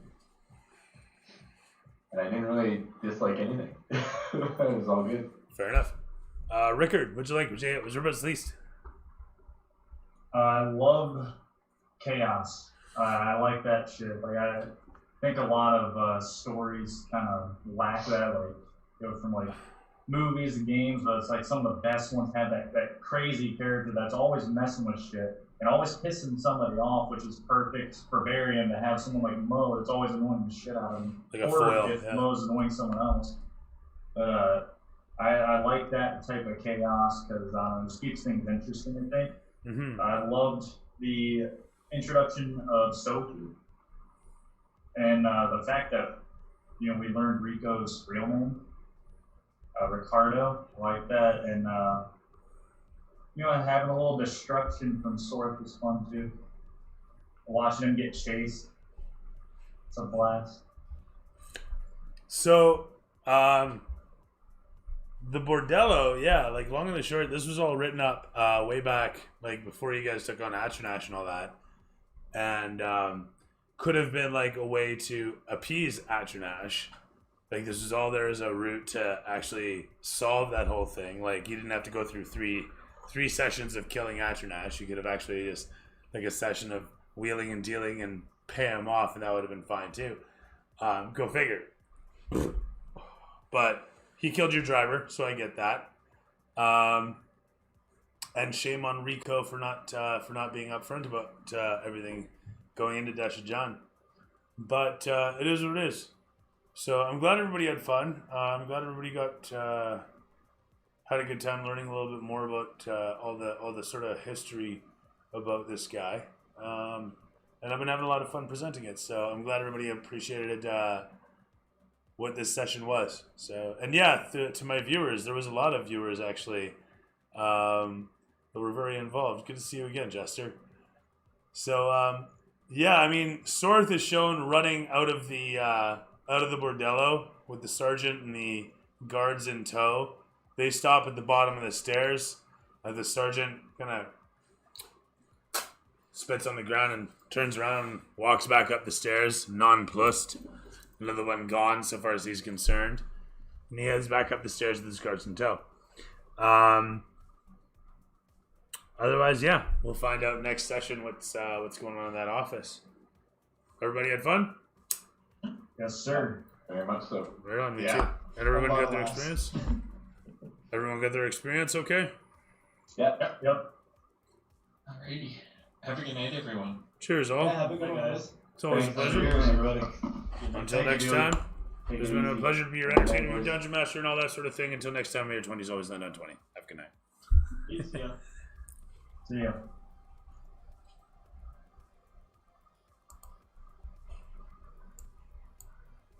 People stir me. It is what it is. I don't necessarily mind, although it feels weird getting used to it. The more wrinkles I have on my forehead, the more I get used to it. Yeah, this was a good session. I'm just I will say I wish I'd got through more of it. I'm sad that I didn't get through all of it. It felt like a short session, but to be honest, I haven't done a session that shares everybody's storylines in a while, so I was a little rusty, believe it or not, carrying everybody through this. I started this campaign. This is going on, 6 months now, I want to say. What are we into? Nearing June, so yeah, nearly 6 months actually, and it's been going pretty good. It's been a funky sort of. Yeah, no, it really has. It really just. Yeah. When I think about it, it's really funny to me because, like, it was just yesterday that Doge did what it did, and the crypto started doing, and the stonks happened, and all that sort of crazy financial wave occurred in the world. Man alive. Seems like just yesterday. And the whole, gosh, yeah, I don't even know. Yeah, right? Wish I had more of it, but it was pretty cool. And then, of course, the crash happened, as it were, the correction, whatever, right? Point being. No, it's been a hell of a year. The storyline has been developing really well. Everything about this campaign has been going, honestly, really, really smoothly, really perfectly. Trust and safety has been in demand. I can only imagine. Yeah, I don't actually know too much about what you do, but I know that you're into software kind of the same as I am. And yeah, in our case, business has been good too. Work's been fine on my end. Yeah, I mean, what can I say? This has been a whirlwind of a year. Anyhow, I'm gonna cut it short. I've got like just a splitting headache, and I really need to have a lot more water in my diet currently, and then I need to get some rest. I feel like. Let's catch up sometime. I mean, yeah, that's right. You mentioned that before. So until next time, again, thank you everyone for watching. It has been my esteemed pleasure to be your entertainer, dungeon master, etc. If you like what you see, I stream every Monday from about 7:30ish until whenever we finish, which is typically 10 o'clock, sometimes later, as we can see here. Again, thank you very much, everybody, for watching, and until next time, may your 20s always land on 20. Have a good night.